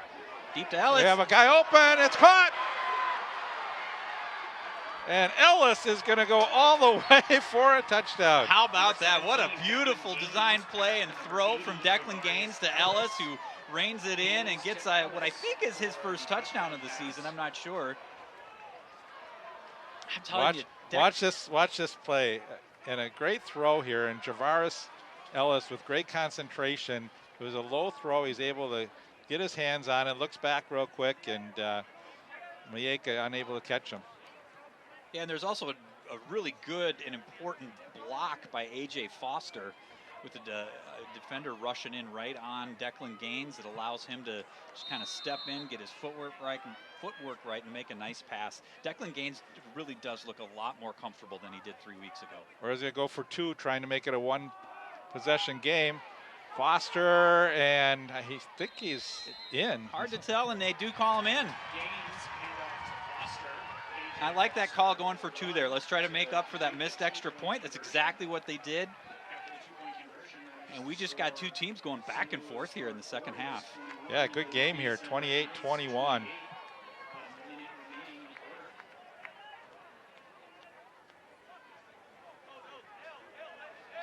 Yeah, so you had Brown with a 70-yard reception, and all of a sudden you come back on the other end, and Ellis with like 68-yard reception. So we still have minute 10 to go here in the third quarter. Again, it was 7-7 at halftime, and now it's 28-21. And this Orioles get to kick off, Paul. Yeah, how about that? Well, they've done that once before this half, but you're tracking the kickoff. Yeah, we're keeping kickoff score. We don't have many stats, but we do know how many times they're kicking off. Although I'm going to start to lose count here. This third quarter may have gone quicker than the halftime. Another kick that is going to go into the end zone. So just as the Orioles, after the 2 initial Red Knight touchdowns, the Orioles offense needed to settle down and get a good drive. It's exactly what they did in the last 2 drives. Likewise, the defense now of the Orioles has to come up here and get a stop. They've got to slow down this Red Knight offense that's been just red hot this quarter. And Paul, that last touchdown was set up by the Orioles running the football, running the football, and then taking a shot downfield. So you get the defense thinking run, and then you're able to pass the football. Here's Yoga Raja. He's going to throw over the middle, incomplete. Defending on the play was Amos. But the Orioles have not been able to stop the Red Knights in the second half.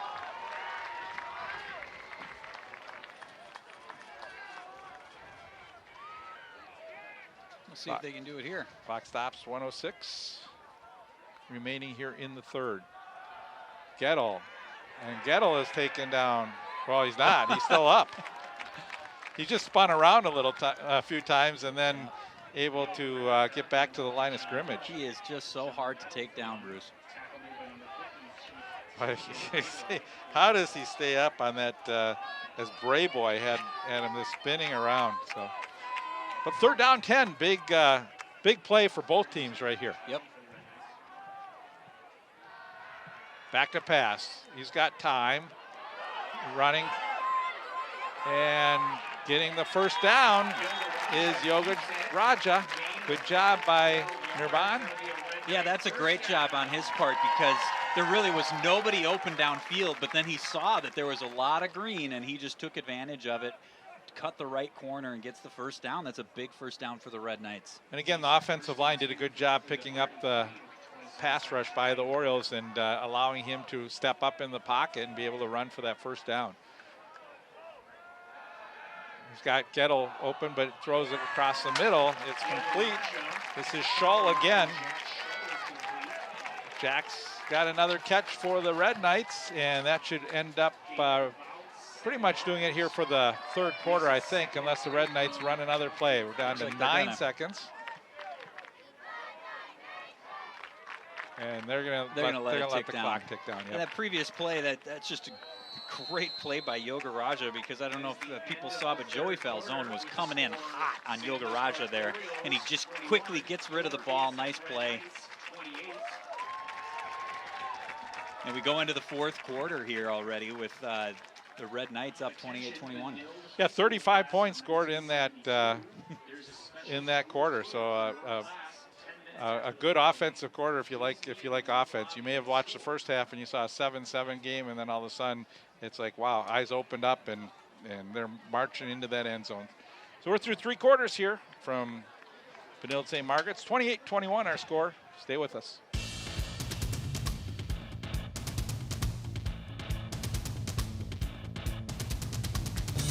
Yeah, military life can have its challenges, but sometimes veteran life brings more. As America's veterans face challenges, DAV is there. My name is Greg Gadsden, 26-year Army veteran. With the right support, more veterans can reach victories, great and small. DAV helps veterans like me get all the benefits they've earned, and that can be a life changer. DAV provides a lifetime of support to veterans of every generation, helping more than 1 million veterans each year. Today, I'm an entrepreneur, photographer, and public speaker. With the right support, there are no limits. And I never tire of standing tall. But there's more to be done, and more victories to be won. My victory is just being the best that I can be. Greg Gadsden, thank you for your service. May your victories inspire many more. Support more victories for veterans. Go to DAV.org. It's underway here in the fourth quarter. One play happened, and Gettle was taken down. No gain by a great play by Helfman. And we are now on third down, 5 yards to go. Yep, Gettle actually taken down for a 3-yard loss, so it's another big third down play for the Orioles and the Red Knights. Neither team has punted in this football game. And pressure thrown over the middle. It's complete at the 50-yard line. And that's Jack Shull again, Bruce. Yep. And what a play by the Red Knights. I mean, Jack Shull was surrounded, and Yogaraja just drops a dime right where it needs to be for a big third down conversion. I mean, look at him. He's just surrounded by Orioles. Yeah, 3 white players around. You know, if you look at the jerseys, and then you also saw pressure coming on to Yogaraja, but he was still able to get that ball perfectly thrown. And now he's back to pass under pressure. Throws it over the middle. It's intercepted. Intercepted, and the Orioles breaking the tackle down the far sideline and into the end zone. Touchdown, St. Louis Park. Tony Cruz with the interception and the touchdown. How about that, Bruce? We're just talking about the composure of Yogaraja, but he had some serious pressure coming in on this. If you see, he had to get rid of the ball quick, and the Orioles just are able to nab it. Yeah, Tony just missed him. Boy, Tony Cruz was able to elude a lot of tacklers here on this play. And a great run back on the part of Tony Cruz. Couple blocks, and Helfman getting the final block and a race to the end zone, and he beats Gettle. How about that? The Orioles are poised to tie this game up all of a sudden. What a second half of football we've had.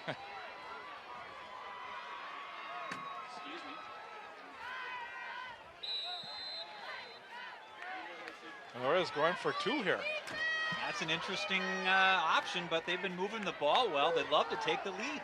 And they have been kicking extra points throughout the season, but they're going to throw it. Oh, too high. Threw too far. Intended for Kaplan. Number 17, Gaines, pass incomplete. He had him. He's wide open. He just overthrew him. Score, Orioles 27. Well, he still, it's interesting, you know, with that call, had a chance to tie the game, but trying to take the lead and put pressure back on the Red Knights. Red Knights still have a 1-point lead here, 28-27. Orioles still have to feel good. They were trailing 28-13. So absolutely, you don't mind kind of missing that extra point. The way this game is going, you're pretty sure there's going to be a lot of scoring going back and forth, it seems, and And there's plenty of opportunity for them. And I would say that even with the missed two-point conversion there, the Orioles have put the pressure on the Red Knights here. The Red Knights are going to have to be a little bit more careful. They've been doing really well throwing that ball down the field and moving the ball through the air, but now they know, okay, hold on, we got to be careful here. Right. We don't want to do that again. So the Orioles, the defense is, just like I said, needed to come up big, and they did. Gettle let this one go into the end zone, and the Red Knights will start from the 20-yard line. The kickoffs are evening up. And the score reflects that. There's the St. Louis Park sideline. They're pretty fired up, I imagine, watching their team come back from what was a disastrous beginning to the first half. Either way, we've seen a great game, and you know, we knew the score was 7-7 in the first half, but no team had punted. So they're just fourth downs, unable to convert, and now they're able to come up with the big plays, and that's why the score is just popping on the board here. There's a big hit in the middle. How did he hang on to that, Bruce? Yeah, it was a great catch by Khalif Brown, and I mean, that's exactly what you're taught to do as a defender, and Khalif Brown just manages to hang on to this ball. I mean, look at that hit. And he hangs on to it. That's a great play by Khalif Brown. And that was Tony Cruz on the hit, the guy who had the interception for the touchdown. High snap. Gettle gets the ball. And he is hit hard. And Zach Helfman again in on that tackle. Yeah, he's had a great game on the line there. You know, Zach Helfman has been averaging about 10, 11 tackles per game. He's just been phenomenal for the Orioles this year, and you can see it here against the Red Knights. High snap kind of threw the timing off on that play, too. This time they threw the Orioles off. He knows it. We've seen Yogaraja a couple times do that and fool his own teammates, and this time he got the Orioles to jump. So. Yep, it was. I think it was Joey Falzone, and he knows it, too. He's banging his helmet going, I fell for it. That's a big play, actually, because you go from second and long to second and short. And that, well, the defense has their adrenaline. Yep. Their adrenaline's going. You're getting back in this football game, and here they're going to blitz. There's a quick throw. Complete. Nice game. Khalif Brown again. And again, Yogaraja just looks so composed, you know, with the blitz coming in, and he knows he's got that safety outlet there on the side. Throws it to him, and I can't remember who caught it. Was that Khalif Brown again? Yeah, Khalif, and he took another hit, and he's getting up a little slow. He's going to, I think, come off to the sideline. Yeah, he's going to need to rest up a little bit, but he just get some nice moves, you know, to get past the Oriole defense and pick up the first down. Sure, it looks like he's all right, but he probably needs to rest a little. And Slate Crandall will come in replacing him. And now they throw it up, and there it's intercepted. Yeah, that was not a good throw that time, and Amos comes up with the interception at midfield. I'm not sure what happened there because, that was just, there was a miscommunication because it looked like he had a guy open. Yeah, let's see. He just lobbed that too high. Over the top. Too high. And Guggenberger thought maybe he was held a little bit, unable to get up for that football, but that was well overthrown. So. And another big turnover. So we've had, each team has turned the ball over twice in this quarter, and again, that'll even things up, and the Orioles with a big chance to take the lead. Well, and what's happening now is that the Red Knights defense is being on the field for quite a long time. So, and somehow the Orioles seem to have thrown the Red Knights out of sync offensively as well. But they're doing a really good job stopping Hager right now. Yep.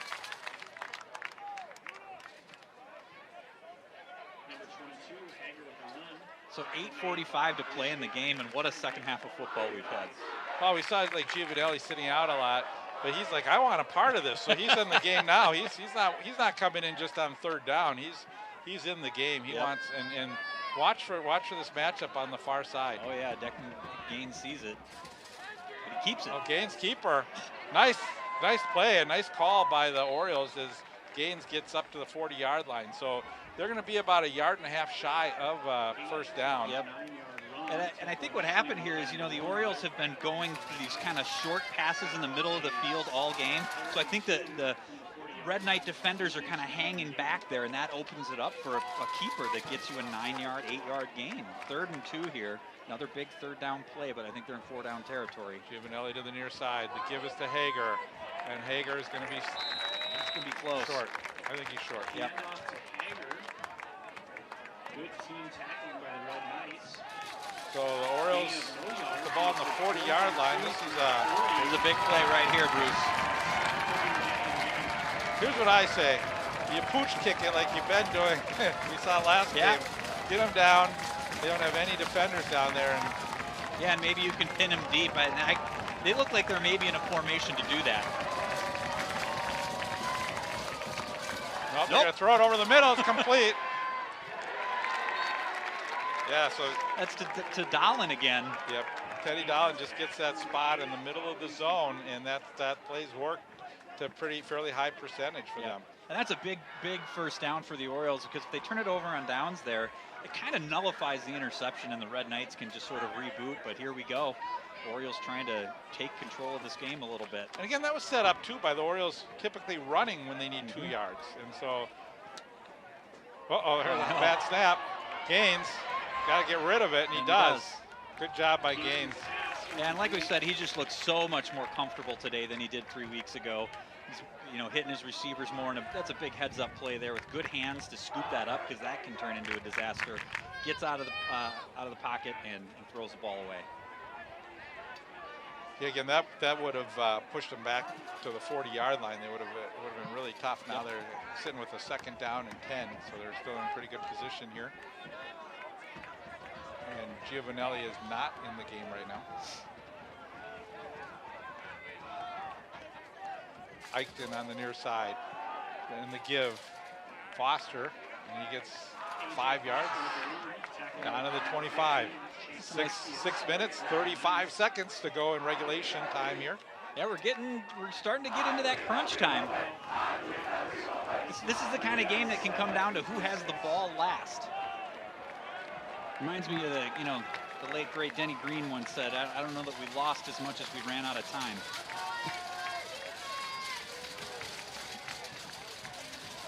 They are who we thought they were, too.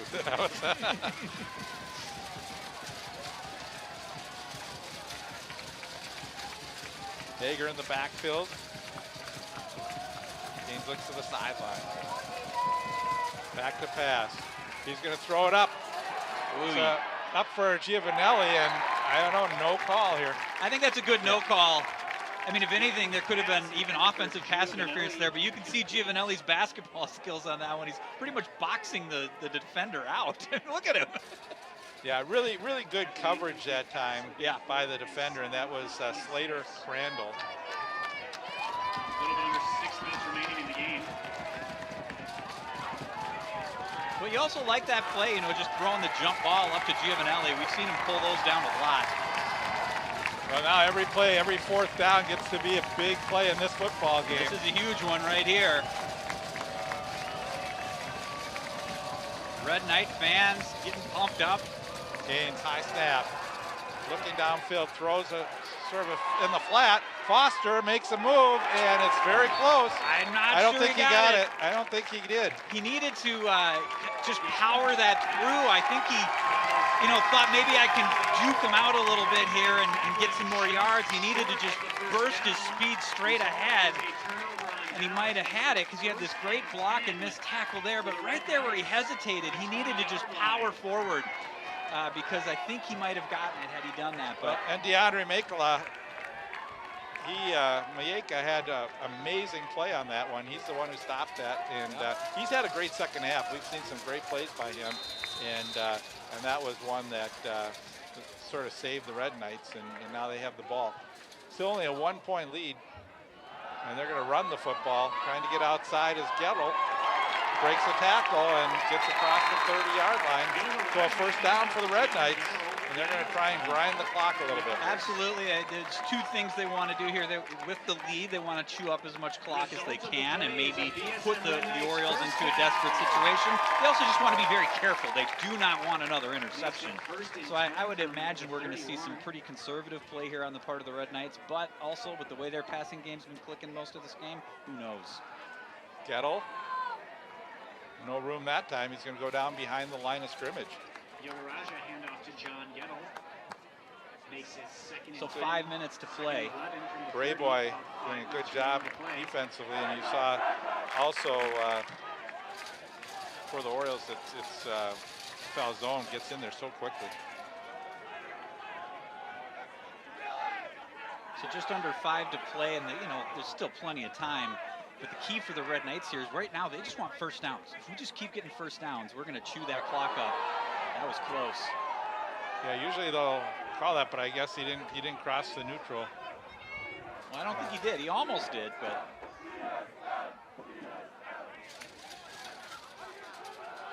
Gettle. And again, great tackle by the Orioles. Helfman. That's Helfman again. With the run, gain of about 2 yards. Both Helfman and Brayboy.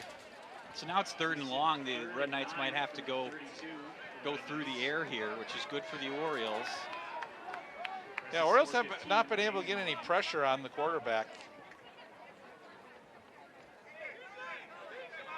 See if Falzone can put a little pressure in there. And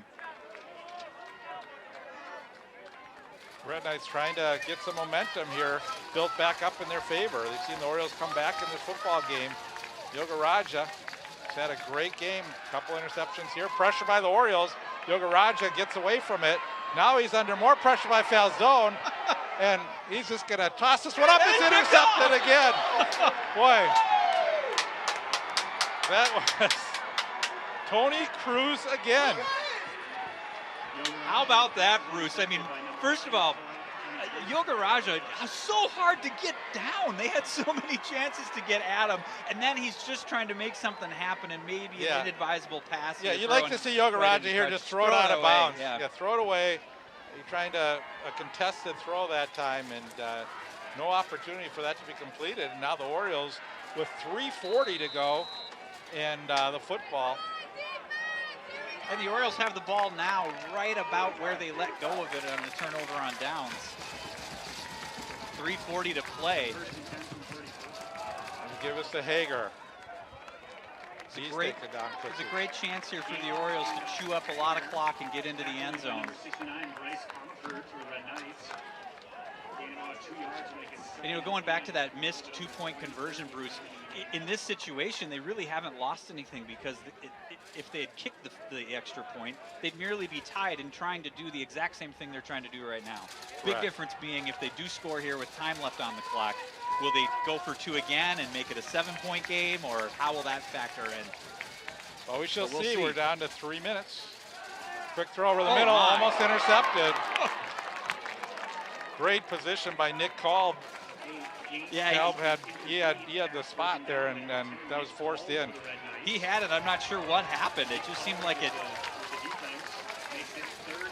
He just didn't quite have his body in the right angle. Hit him in the back of the shoulder.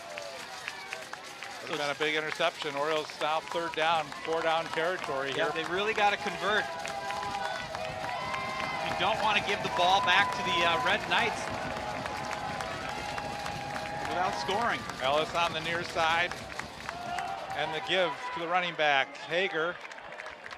Yep, and that's a good call, Bruce, with being 3rd and 8, but it's 4-down territory. You can just get some yards, and now it'll be 4th and short.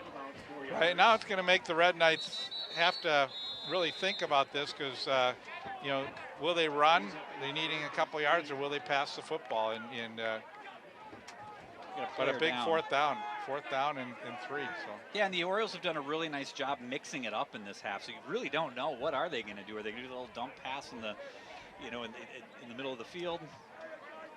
Next game for the St. Louis Park Orioles will be at Orono on the 30th, and then a home game against Academy of Holy Angels. They go to Waconia and close their season off at home against Chaska.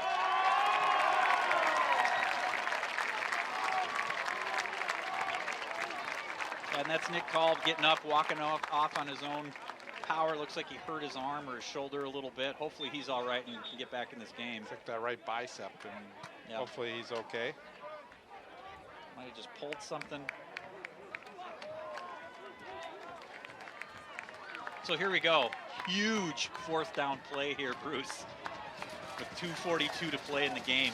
Yeah, and tough to lose Nick for this big play here because for the Red Knights, he's been all over the field.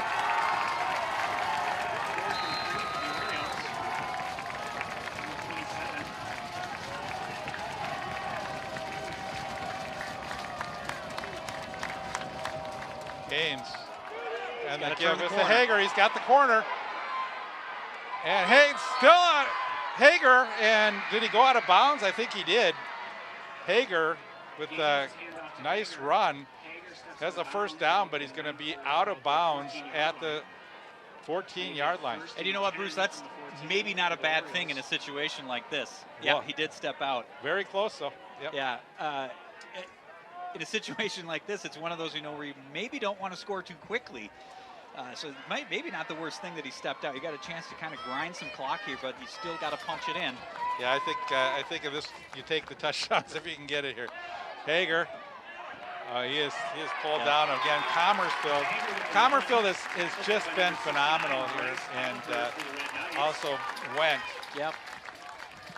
It'll be interesting too if the Orioles would go for a field goal if they need to. I think with the field position where they're at, it would depend on how far it is to the first down. But you might kick the field goal, especially depending on where the clock's at. And of course, we've seen a big leg on the Red Knights kicker as well. Juvenile to the near side. And the give is to Foster. He's got an opening. Foster heading to the outside. We got a late flag. With that flag, this is a big penalty. Flag on the play. Behind the play. And it could be on the Orioles.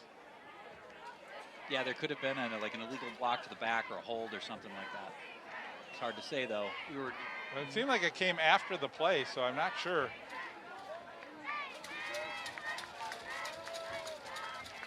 Referees trying to figure it out. I'm going to bring in a third opinion. Let's see. I saw nothing. It's really a big call here because if it is against the defense, it could give the Orioles a first down and exactly let them eat more time off the clock. And if it's on the offense, it may nullify that game that they just had. Right, and take them out of that field goal. And I guess I'm of the opinion if you have to talk about it for this long, there's maybe no foul at all. Just pick up the flag.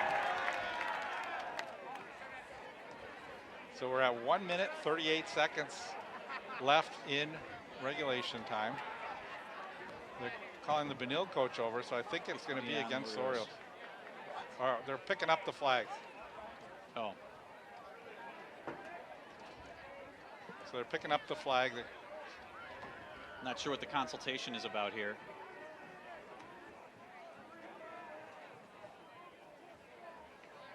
Something involving Will Fredolum, it appears. There's no flag on play. He's coming out of the game. Have no idea what is going on. Do they have an ejection? I don't know. It may be. He looks pretty upset. Liam Shack coming in for him. His helmet's still on. So big play here, third down for the Orioles, 1:38. Clock is stopped.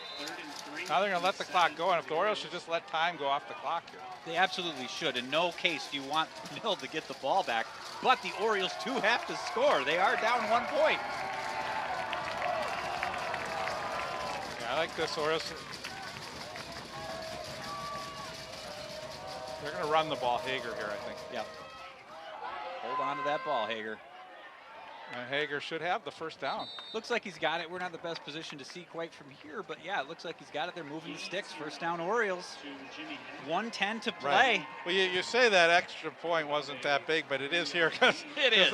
You need to get in the end zone now, one way or another, or that field goal. Yeah, and you know what I was saying is that it doesn't change their approach. Oh, correct. But you're correct. They have to score. They can't risk not scoring or they lose the game. You're absolutely right. Clock down to 47 seconds now. And goal to goal, Orioles in no hurry. But being that they're going to run the football, and they do have timeouts, I think. Yep. They're just going to ensure that Benilde does not get another shot, regardless. And this is Hager. He's in the end zone. Well, Touchdown. never mind. I guess the Red Knights will get another shot. And now, Hager with the 4-yard run for the touchdown. and now will the Orioles go for 2? I think they will. They have no reason not to. Yeah, there's no difference between. Well, there's a little bit of a difference between being down 5 versus 6, but yeah, you really gotta go for Or 2 7. here. You make it 7. Yeah, right. So then you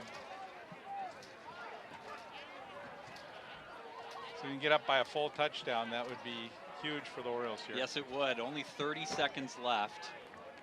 Red Knights, I believe, have all of their timeouts. Oh, there's Gaines nothing there. throws Nothing. cross field. Yep. That's big.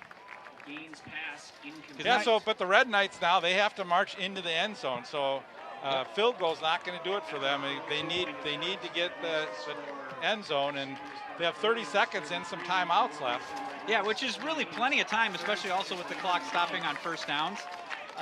There's a lot of time for them to move the ball because we know they can move the ball quickly. So the Orioles defense, which has stepped up hugely in this fourth quarter, is going to need to step up here again. This is it. We thought we were going to get a good game here, Bruce, but well, the Orioles have scored 25 unanswered points. unbelievable. And you know, kudos to the Oriole players and their coaching staff for not getting 2 down after the beginning of this first half. They stayed with it. And now here they are up 33-28. I know we saw a lot of things happen in St. Louis Park's favor last year with that last second plays. And Gettle drops the football, goes into the end zone, so it'll be a touchback. I think they wanted to make something happen there. And you know, that's actually probably a benefit to the I would Red think Knights. if it did touch him, would a second or two not tick off the clock? Well, you know, it all happened so fast. He touched it, but then he was down in the end zone right away, so it's hard to even, but maybe 1 second. But yeah, the touchback I think is a better situation for them. Well, you got a great quarterback throwing the football here, so Benilde, I wouldn't write them off here. Again, clock stops on first downs. And if he had tried to return that, he might have wasted 5 seconds getting the ball to where it is right now. Yogaraja trying to make something happen for the Red Knights. He's going to throw to the near side, and it is caught, and it's a first down. Again, Jack with the catch. That Shaw has done a great job, so only 4 seconds tick off the clock. Yep, and the clock stops with the first down. They're moving the sticks. Now it starts, so they have to hurry up. Yep. Orioles have to be very, very careful here. Yogaraja taking a lot of time throwing the play. Back to pass under pressure. Does a great job to elude it, and he's going to go down, and Benilde needs to take a timeout right away. They do. How about that? Yogaraja took too much time snapping the ball, and then running around, he's hard to get down, wasn't able to throw the ball away, and that just ticked off of him. Well, what great pressure put on there, too, by number 22, Jimmy Hager. And again, Hager caused that, and now 10 seconds to go for the Red Knights. Yeah, and this is a situation where the Red Knights are going to have to throw, and they're going to have to throw deep. Even a little dink and dunk pass isn't going to help you enough that it's worth taking any time off the clock. So they got to throw past the first down marker if they want to keep this drive alive. Homecoming fans hoping for a miracle here. Hoping the Red can come up with that big play. And that's what it's going to take. You know, we're calling a lot of St. Louis Park miracles last year. We'll see if the Red Knights can pull one out. They need that Hail Mary. There you go. I'm pretty sure they've been working it. Probably a lot of rosaries going in the stands right now. Yogaraja. Not much of a rush because Orioles are going to play prevent defense. Yogaraja's got to get rid of it. He's going to run it and out of bounds as the clock goes. And let's see, are they going to give him a second or not? That's the question. That is tough. I think there might be 1 second on the clock, Bruce. He did a nice job. Yeah, 1 second. Yep. So they got a chance here. You know, he's got a big arm. I think that's the right call. Yogaraja working for the first down. He might have been better off. I think he did gamble. Yeah, I think he took a little more time than he should have there, made it too close, and I think right now we're going to get a timeout for the Red Knights as they set up for this one final play. And it was a big gamble on the part of Yogaraja. I think he wanted the first down, but if you're going to run out of bounds, you don't really need the first down. And so maybe you may ensure that you keep some time on the clock, but no harm, no foul. He did. I think they did the right thing. It appeared to me that there was a second left when he ran out of bounds. Well, if you're the Orioles coaching staff, what you want to do is see if you can get Yogaraja out of the pocket. Yeah. Because it's really hard to throw that long pass downfield that he needs to throw if they can get him on the run. Yep, so, that's absolutely right, Bruce. He's also struggled a little bit out of the pocket in this second half. When he has time and he can just step up into the pocket, that's where he's very dangerous. He's very accurate and has a big arm. Well, Orioles defense has come up with some big interceptions in this second half, which has really gotten them back in this football game and coming up with that big touchdown to take the lead. So it's all down to one play here for the Red Knights. And the trick is, probably the Red Knights he will have some time, Yogaraja will, because the Orioles got to send everybody deep. I don't think the Orioles have enough guys back. I know, it's just, the way these receivers can play, there we go, this is it, Bruce. They're gonna throw it short and then try and do the hook and ladder. And out of bounds. Well, it's still loose. And the Orioles, it falls down. It's going to be it. So that's going to be it. So the St. Louis Park Orioles spoil homecoming 2022 for the Red Knights. And what an afternoon of football we've had here, Bruce, with a very low-scoring first half. The second half has just been lights out. Both teams going back and forth. Talk about a tale of two halves. What we had here in the second half was a tale of two quarters. The Red Knights dominated the third quarter. The Orioles dominated the fourth quarter. And what a victory for the Orioles, and a difficult, hard loss on homecoming for the Red Knights, who played a fantastic football game. Yeah, they did. And this was a game that could have gone either way. Yep. Both teams play their hearts out. Both teams, and again, you hate to see the Yogaraja with those interceptions costing him the game, because he did play so well, and I think for the Red Knights, he's a bright spot for them. Absolutely. He's an amazing quarterback. And for the Orioles, I just think their composure, being down, being able to come back and not let things rattle them. When they were down by a couple touchdowns and looked like Benilde had everything in their favor, coming up with some of those big plays. You had Giovanelli, with the touchdown. You had Ellis, a 68-yard reception right after Brown had his 70-yard reception. And then Cruz with a 55-yard interception return for a touchdown.